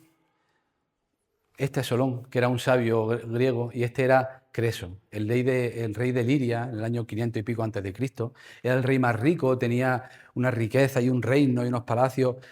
Y como él era muy conocido, le preguntó, le enseñó todos sus palacios, sus bienes, y le dijo, Solón, ¿quién es la persona más feliz del mundo? Como el espejito mágico, ¿no? Esperando que le dijera, eres tú. Y él le dijo, la persona más feliz del mundo que yo he conocido es Taso. Taso de Atenas. No sé si era Atenas, no, pero bueno, Taso. Dice, ¿y quién era Taso? Dice, pues Taso era una persona muy humilde que vio crecer a su hijo y a sus nietos y murió en una batalla defendiendo su tierra, su casa y su pueblo. Dijo, pero vamos a ver, ¿cómo me dices que es más feliz que yo, que era un pobre muerto de hambre y yo soy aquí rico, tal y cual? Dice, sí, pero es que nadie puede decir si ha sido feliz hasta que no se ha muerto. ¿Vale? Le dijo, bueno, ya vete por ahí. Bueno, se fue y entonces al cabo de los años el rey de Persia conquistó Liria a Creso, lo encarceló y lo condenó a muerte, a la hoguera. Y mientras estaba allí en la pira esperando a que la encendieran, empezó a llorar y a gritar y a llamar a Solón, ¿vale? Y entonces le dijo el rey de Persia, dice, pero ¿por qué lloras? Dice, porque ahora me estoy acordando de Solón, que me dijo que nadie mientras está vivo tiene derecho a considerarse una persona feliz. Hoy, si hoy os pregunto, ¿eres feliz? Dices, sí, pero si te pregunto dentro de 3 meses y te ha ocurrido algo, ahora ya no eres. O si te ha ocurrido ahora algo, me dices, qué infeliz soy. Si te pregunto dentro de 6 años y me dices, joder, qué vida más dura he tenido, pero considero que tiene una vida feliz, porque he seguido adelante, he visto crecer a mi hijo, he visto tal, ¿vale? Entonces, dice una estrofa de una canción de Silvio Rodríguez, la canción del elegido, dice, lo más terrible se aprende enseguida y lo hermoso nos cuesta la vida. Superar las dificultades nos cuesta la vida, pero es hermoso. Y al final acaba tu día y te ha pasado lo peor del mundo, pero puedes considerarte feliz, ¿vale? Entonces hay que tener cuidado con la felicidad porque confundimos otras cosas con la felicidad. Y la perseguimos y estamos en una carrera sin fin y no sabemos que esto va de otra historia, que la felicidad va de otra cosa. Bueno, entonces, la felicidad pueden ser productos derivados de otras cosas, pero no pueden ser metas en sí mismos. Y por tanto, es injusto cargar sobre el hombre de los padres el que sus hijos sean felices. No podemos cargar sobre nuestros hombros que nuestros hijos sean infelices. Eso es una mala promesa que le podemos hacer a nuestros hijos cuando nacen y cuando los vemos. Bueno, la promesa que hacemos nosotros es a nosotros mismos, ¿no? Te voy a hacer feliz. Mi meta, mi objetivo es que tú seas feliz en la vida. Sería mucho más útil hacernos la promesa a nosotros y a él de te prometo que no te voy a hacer daño, que ya no es poco. Y que te voy a cuidar y que te voy a querer y que tal, y te voy a dar las posibilidades y que ahora, con lo que tú hagas con tu vida, si además de lo que yo te aporto eres feliz o vas llegando a esa felicidad, fabuloso. Es más injusto todavía cargarla sobre el hombro de nuestros hijos.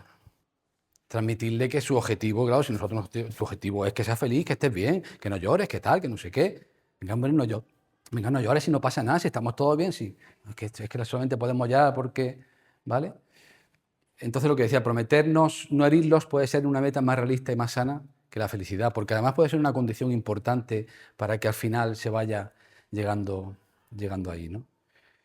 Además que la felicidad, la autoestima, tal, no es como enseñarle a montar en bici. Es que, ¿vale? Ni se enseña tampoco dando una lección, ni explicándote el psicólogo cómo tienes que ser feliz. Eso es algo que cada uno tiene que ir construyendo. Entonces, no tenemos hijos para hacerlos felices, tenemos hijos para cambiar el mundo. Y cambiar el mundo es cambiar su mundo, el mundo en el que ellos van a estar, en el que van a estar nuestros nietos, ¿vale? Y si tiramos la basura en donde no tenemos que tirarlo, los días que no hay que tirarlo, y si, yo qué sé, ¿vale? Pues va a ser más difícil que sean felices. Ellos y su hijo y los hijos de su hijo. El velo de la ignorancia es de un filósofo, una propuesta de un filósofo americano, no recuerdo el nombre, pero bueno. ¿Se me ha ido esto? No, perdón. Aquí. Que venía a preguntar a la gente, dice, bueno, vamos a ver, si no supierais dónde ibais a nacer, en qué familia, en qué ciudad, en qué país ibais a nacer, ¿qué normas pondríais de convivencia? ¿Y qué leyes pondríais? ¿Vale?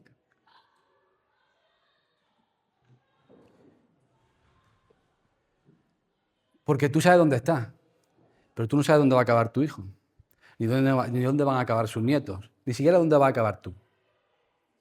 ¿Vale? ¿Cómo es el eslogan ese? Prioridad nacional o algo de eso, ¿no? Permitidme que haga eso, pero es que yo creo que esas cosas están relacionadas con la salud mental y con el bienestar de las personas. ¿Vale? La felicidad no es tener una vida sin problemas. No, y eso tenemos que hacérselo saber a los niños, a nuestros hijos. La felicidad es una cosa indisponible, es decir, no la puedes comprar, ni las puedes almacenar, ni las puedes dar, ni dice, me guardo este poco de felicidad para cuando no tenga recogerla. Eso no podemos hacerlo. La felicidad se construye y son nuestros hijos los que tienen que construir su propia felicidad, ¿vale? Y no podemos construirla por ellos. Dicen que donde más seguro están los barcos en el puerto y los hijos son como los barcos, ¿vale? Que en el puerto donde están más seguros, pero no están hechos para estar en el puerto. Entonces llega un momento en que ellos quieren irse, tú sabes que con lo que les espera muy posiblemente no están preparados para irse, pero no te queda más remedio si quieres hacerlo bien que decirle, yo te quiero, voy a estar aquí siempre y venga, ¿vale? Voy a estar atento, estamos hablando de algo con lógica, no irte con un bote en mitad de una tormenta, sino, ¿vale? Pero que nunca veremos el momento ese, ¿no? Entonces, bueno, pues Ortega decía que la vida nos es dada, pero que no nos es dada hecha, que la vida es hacer y da mucho que hacer. Y ese que hacer le corresponde a ellos. A nosotros nos corresponde una gran parte para acompañarlos, para que no se sientan nunca solos, ¿vale? Pero le corresponde a ellos. Por eso dice que uno de los secretos para una vida feliz puede ser encontrar algo más importante que uno mismo y luchar por ello. Y eso protege mucho de la salud mental. Y eso es lo contrario del mensaje que le damos a nuestros hijos en esa psicoeducación. Quiérete, ¿vale? Si quieres, puedes. Nada es imposible. Eso es mirar hacia adentro, eso es mirar hacia el ombligo. Y aquí estamos diciendo que protege mucho más la salud mental, no olvidarte de ti, cuidarte, etcétera, etcétera, pero Bueno, y luego la felicidad, el perfeccionismo, como hemos dicho que ninguno de los dos, que los dos son como el horizonte, ¿vale? Bueno, pues no tengan miedo a la perfección, nunca la alcanzarás. Estos son mensajes que, por hablar rápido con los alumnos cuando estamos en clase y hablamos de la perfección, pues les dejo los mensajes ahí sueltos porque vamos siempre muy rápido, ¿no? Quien busca la perfección solo encuentra la decepción. Es imposible ser perfecto en un mundo que es imperfecto. ¿Quién quiere dedicarse a ser perfecto cuando hay tantas cosas importantes por las que luchar? Las personas reales no son perfectas, las perfectas no son reales. O la felicidad y la perfección no se llevan bien en la vida real. ¿Vale? Bueno. Y un poco por acabar con la idea es la felicidad. Tal vez el secreto esté en centrarnos en lograr niños funcionales y morales, que es lo que habéis puesto, ¿vale? Y esperar que les llegue la felicidad en virtud del bien que hagan, es decir, de lo que ellos vayan haciendo, de sus logros, del cuidado y del amor que reciben de nosotros. Esa quizás es la fórmula para procurar que la felicidad algún día pueda llegar, ¿no? Con la autoestima, la otra. Esto lo hemos escuchado muchas veces, ¿no? No puedo querer a nadie si no me quiero primero a mí mismo, ¿no? ¿Y qué os parece? Pues eso. Y sin embargo es lo que... Además esto se sabe muy bien los niños. Yo ahora no, pero yo ahora no quiero ser nada de nadie. Primero yo voy a trabajarme, yo voy a... Todo un lenguaje así muy, ¿no? Entonces...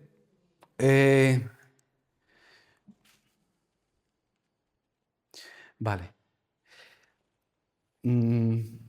Decía Víctor Frankl, un psiquiatra, que ningún ojo sano se ve a sí mismo.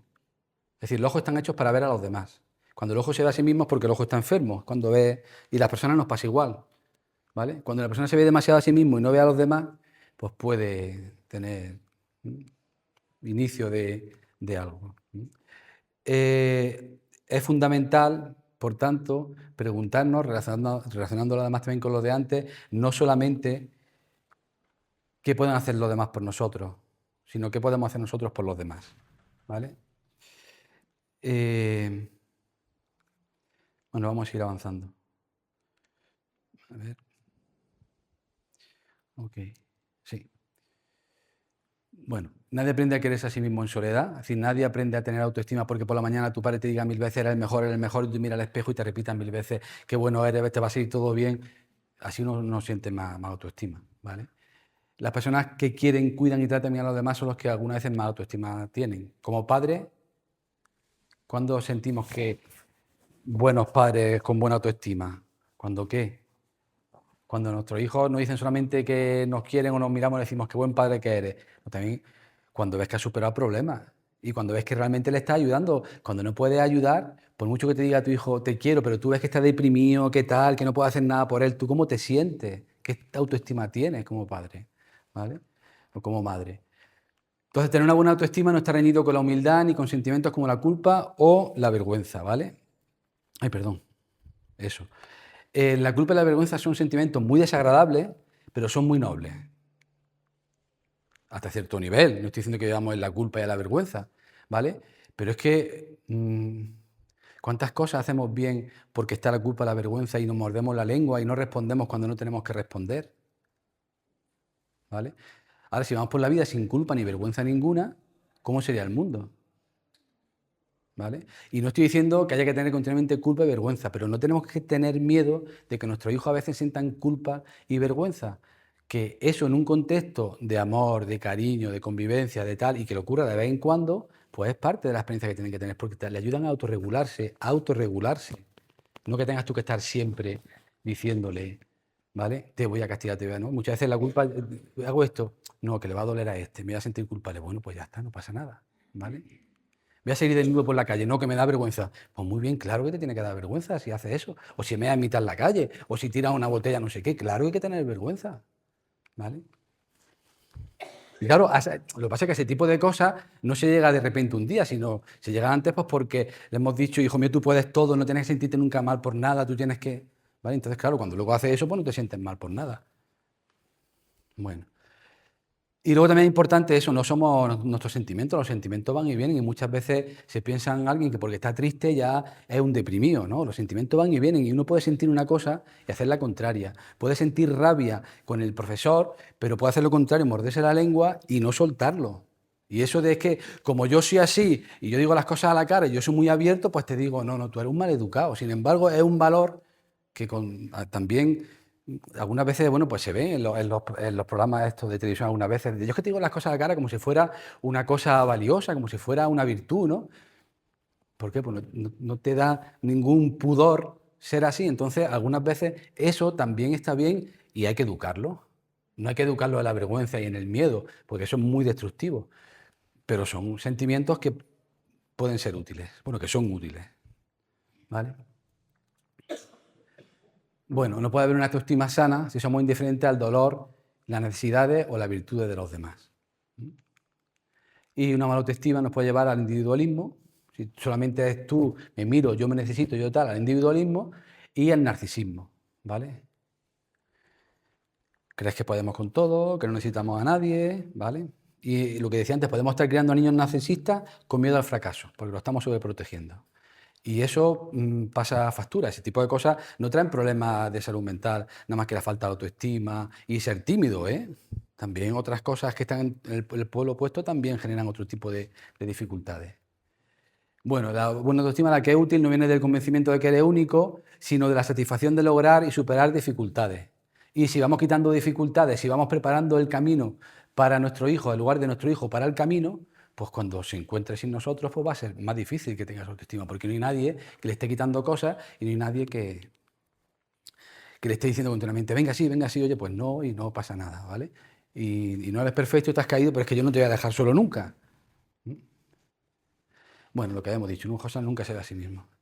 Esto siempre lo pongo, pero es que me gusta mucho este meme, ¿vale? Que me dice, sé tú mismo, está muy bien, excepto si eres un... ¿vale? Que entonces mejor que sea otra persona. ¿Vale? Bueno. Además, fijaros, esa humildad y esa autoconciencia de que somos vulnerables es lo que nos hace humanos. ¿Cuánto tarda un perro recién nacido en ser capaz de buscarse la vida? ¿Unas cuántas semanas? ¿Vale? ¿Y un humano? ¿Cuánta energía tiene que consumir un humano hasta que... ¿vale? Y sin embargo, ¿por qué, si somos los más débiles de todas las especies, por qué hemos llegado a la parte más alta de todas las especies? Claro, porque la naturaleza nos ha proveído con algo que no tienen los demás, que es la capacidad de ayudarnos a otros, aunque no sean de los nuestros. Y tú no eres mi cría, pero yo tengo sensibilidad contigo, no soy indiferente y te cuido. Y yo me siento mal y ser vulnerable y expresarlo y buscar ayuda es parte de lo que me hace humano. Me hace humano ser vulnerable y ser humildemente vulnerable, y me hace humano ayudarte humildemente también, no pensando que te va a salvar la vida ni que tu vida depende de mí, ¿no? Entonces, no podemos renunciar a otro. Y esa autoestima inflada que nos lleva al narcisismo renuncia a esas cosas.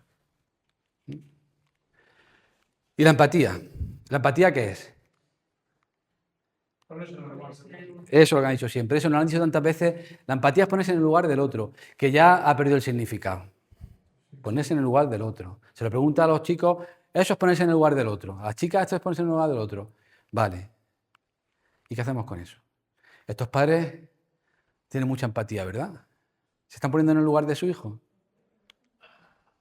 Eso es lo que está viendo de su hijo. Eso es lo que ve su hijo. ¿Vale? Vamos, es que seguro que le encanta, ¿eh? Porque además al hijo le encanta la música y ver a los padres reírse, es decir, que estoy seguro con, ¿no? Pero la empatía no es un sentimiento. La empatía no depende de lo que tú tienes, la empatía es una relación.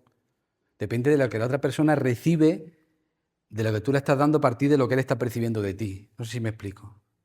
Si yo te digo, tengo mucha empatía porque te veo triste, tengo mucha empatía porque si me siento, te veo triste y lo reconozco, y tú ves mientras que yo estoy tomando cerveza y tal, eso realmente, y tú no captas que yo tengo esa conexión contigo, eso es empatía. ¿Vale? Entonces, además sabéis el experimento, lo he contado alguna vez, ¿no? El de la hucha del cerdito. Ese lo sabéis, no me repito entonces, ¿no? Sí. Bueno, que algunas veces ya me... Bueno, todos estos experimentos son experimentos sacados, son también metáforas, ¿eh? No es que los humanos actuemos así ni se reduzca el comportamiento humano, siempre es mucho más complejo, pero bueno, son metáforas de pequeñas cosas que queremos señalar, ¿no? con una niña pequeña, creo que era de 3 años o algo así, está en un sitio muy agradable, llega una persona y le dice, mira, aquí tenemos una hucha esta de cerdito, que hacen de barro, que hacen en Bailén, ¿vale? Y entonces estaba llena de monedas y se la dan, dice, mira, aquí dentro ¿qué hay?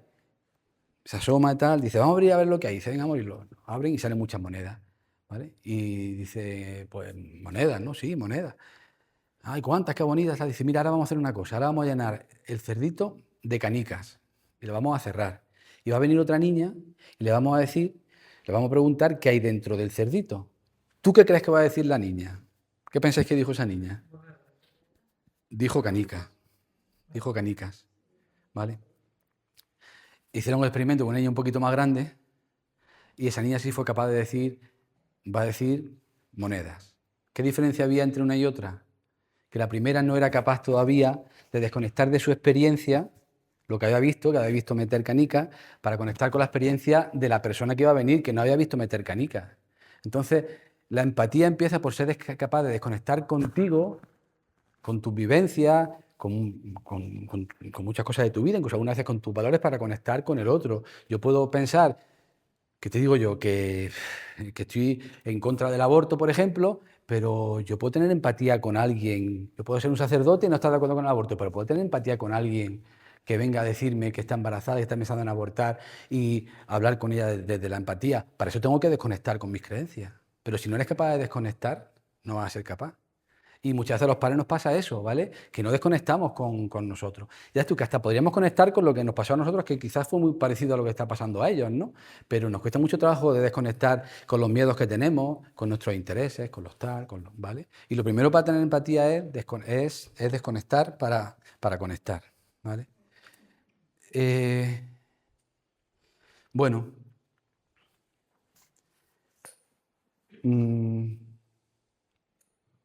Además, fijaros, ¿alguien puede ser empático y no ser solidario? Yo puedo tener empatía con los que pasan hambre en Sudán y no dar ni un duro a UNICEF, aunque fuera un duro, porque es lo único que puedo dar. Qué antiguo un duro. Madre mía, cómo nos delata el lenguaje, ¿eh? 1 euro, ¿vale? 1 euro. Se puede. Ahora, ¿se puede ser solidario y no ser empático? Eso es más difícil, ¿no? ¿Y qué es más importante, ser solidario o empático?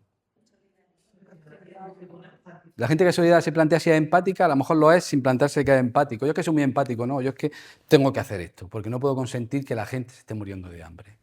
¿Vale? Entonces, la clave es que hacer las cosas por educación y por valores o por empatía. Es que tenemos que tener empatía, tenemos que sentirnos emocionados para hacer las cosas.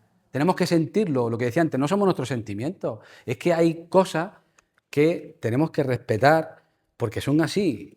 Y con las personas mayores, con las personas que tienen movilidad reducida, con las mujeres que están embarazadas, tienes que ser sensible, levantarte y dejar el asiento, y con lo otro tal, y con el que está solo en el recreo, que lo ves todos los días solo, no puedes consentir que esté solo. No tienes empatía porque ¿cómo voy a poner yo en la piel de una mujer que está embarazada para dejar el asiento? Yo que sé que está embarazada. ¿Yo cómo voy a sentir eso? Pero tengo que dejarla, ¿vale? Entonces hay que tener cuidado con esa triada de la felicidad, la autoestima y la empatía, que está muy bien, pero hay que tener cuidado porque podemos estar inflando ese tipo de sentimientos. ¿Seguimos un poco más? 8 minutos. En 8 minutos tengo que decir todo. Bueno, pues venga, vamos. Bueno, pues cosas que dañan. Esto son muchas cosas que yo le pregunto a los adolescentes, me dicen que son cosas que le dañan, ¿vale? Pero daño del día a día, que alguna vez a uno lo puede sobredimensionar y pasar mal durante un tiempo, pero bueno, son cosas que ellos pueden manejar algunas veces con las cosas que me cuentan que hacen, ¿vale? Pues tumbarme, descansar, dormir, salir, pasear con los amigos, unos más en silencio, otros más en tal. Otros beber, alcohol y fumar, otros estar mucho con el teléfono y videojuegos. Yo le insisto muchas veces que la música, el videojuego, el móvil, que esto por supuesto no, pero que incluso esto, que funciona muy bien para despejarte, si mientras estás con el móvil no estás pensando y sobrepensando, funciona muy bien, pero eso si lo haces de manera sistemática acaba siendo una solución, sino parte del problema. Y entonces todo se complica, ¿no? Pero bueno. Y sí quería comentaros la importancia de las vivencias adversas, porque estamos diciendo las conductas suicidas, las autolesiones son una señal de algo, es decir, de que la persona está viviendo algo, pues ¿qué tipo de vivencias algunas veces pueden provocar ese tipo de cosas? Pues fijaros, ¿vale?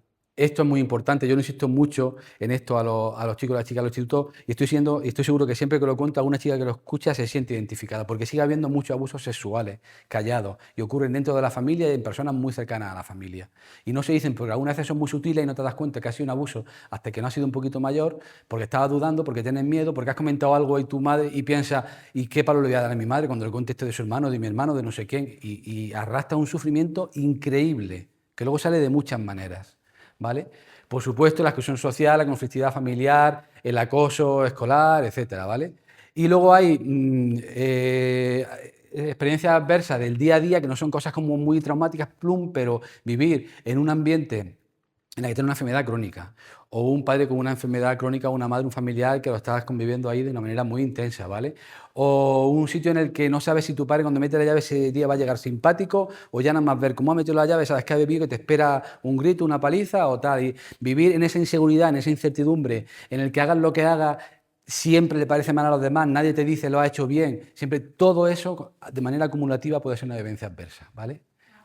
Perdona, que tenga mucho en el último que ponía sin norma, Sí. que muchas veces luego le salen cosas de mayor, pero por eso, con las normas no tenían con su padre los valores. Claro, claro. Ahora veréis esto de sin norma a dónde nos lleva, claro. Bueno, la pobreza es una vivencia adversa, ¿vale? Y dice, papá, que dice uno de la escuela que se llama psicólogo que vaya a hablar con él. Y se lo están comiendo las ratas. ¿Vale? La soledad, otra vivencia adversa. Yo se lo digo a los chicos, digo, en todos los institutos veo fantasmas. Dice, aquí no hay fantasma. Digo, no hay fantasma. Digo, si habla con un fantasma, digo, mira esto de Antonio Muñoz Molina. Un fantasma es alguien al que los demás se han puesto de acuerdo en no ver. Mirar a la gente, no permitir que se sienta sola. Eso de manera continuada puede ser una vivencia adversa, y más en esas edades. Bueno, aquí doy algunos datos, ¿vale? A ver.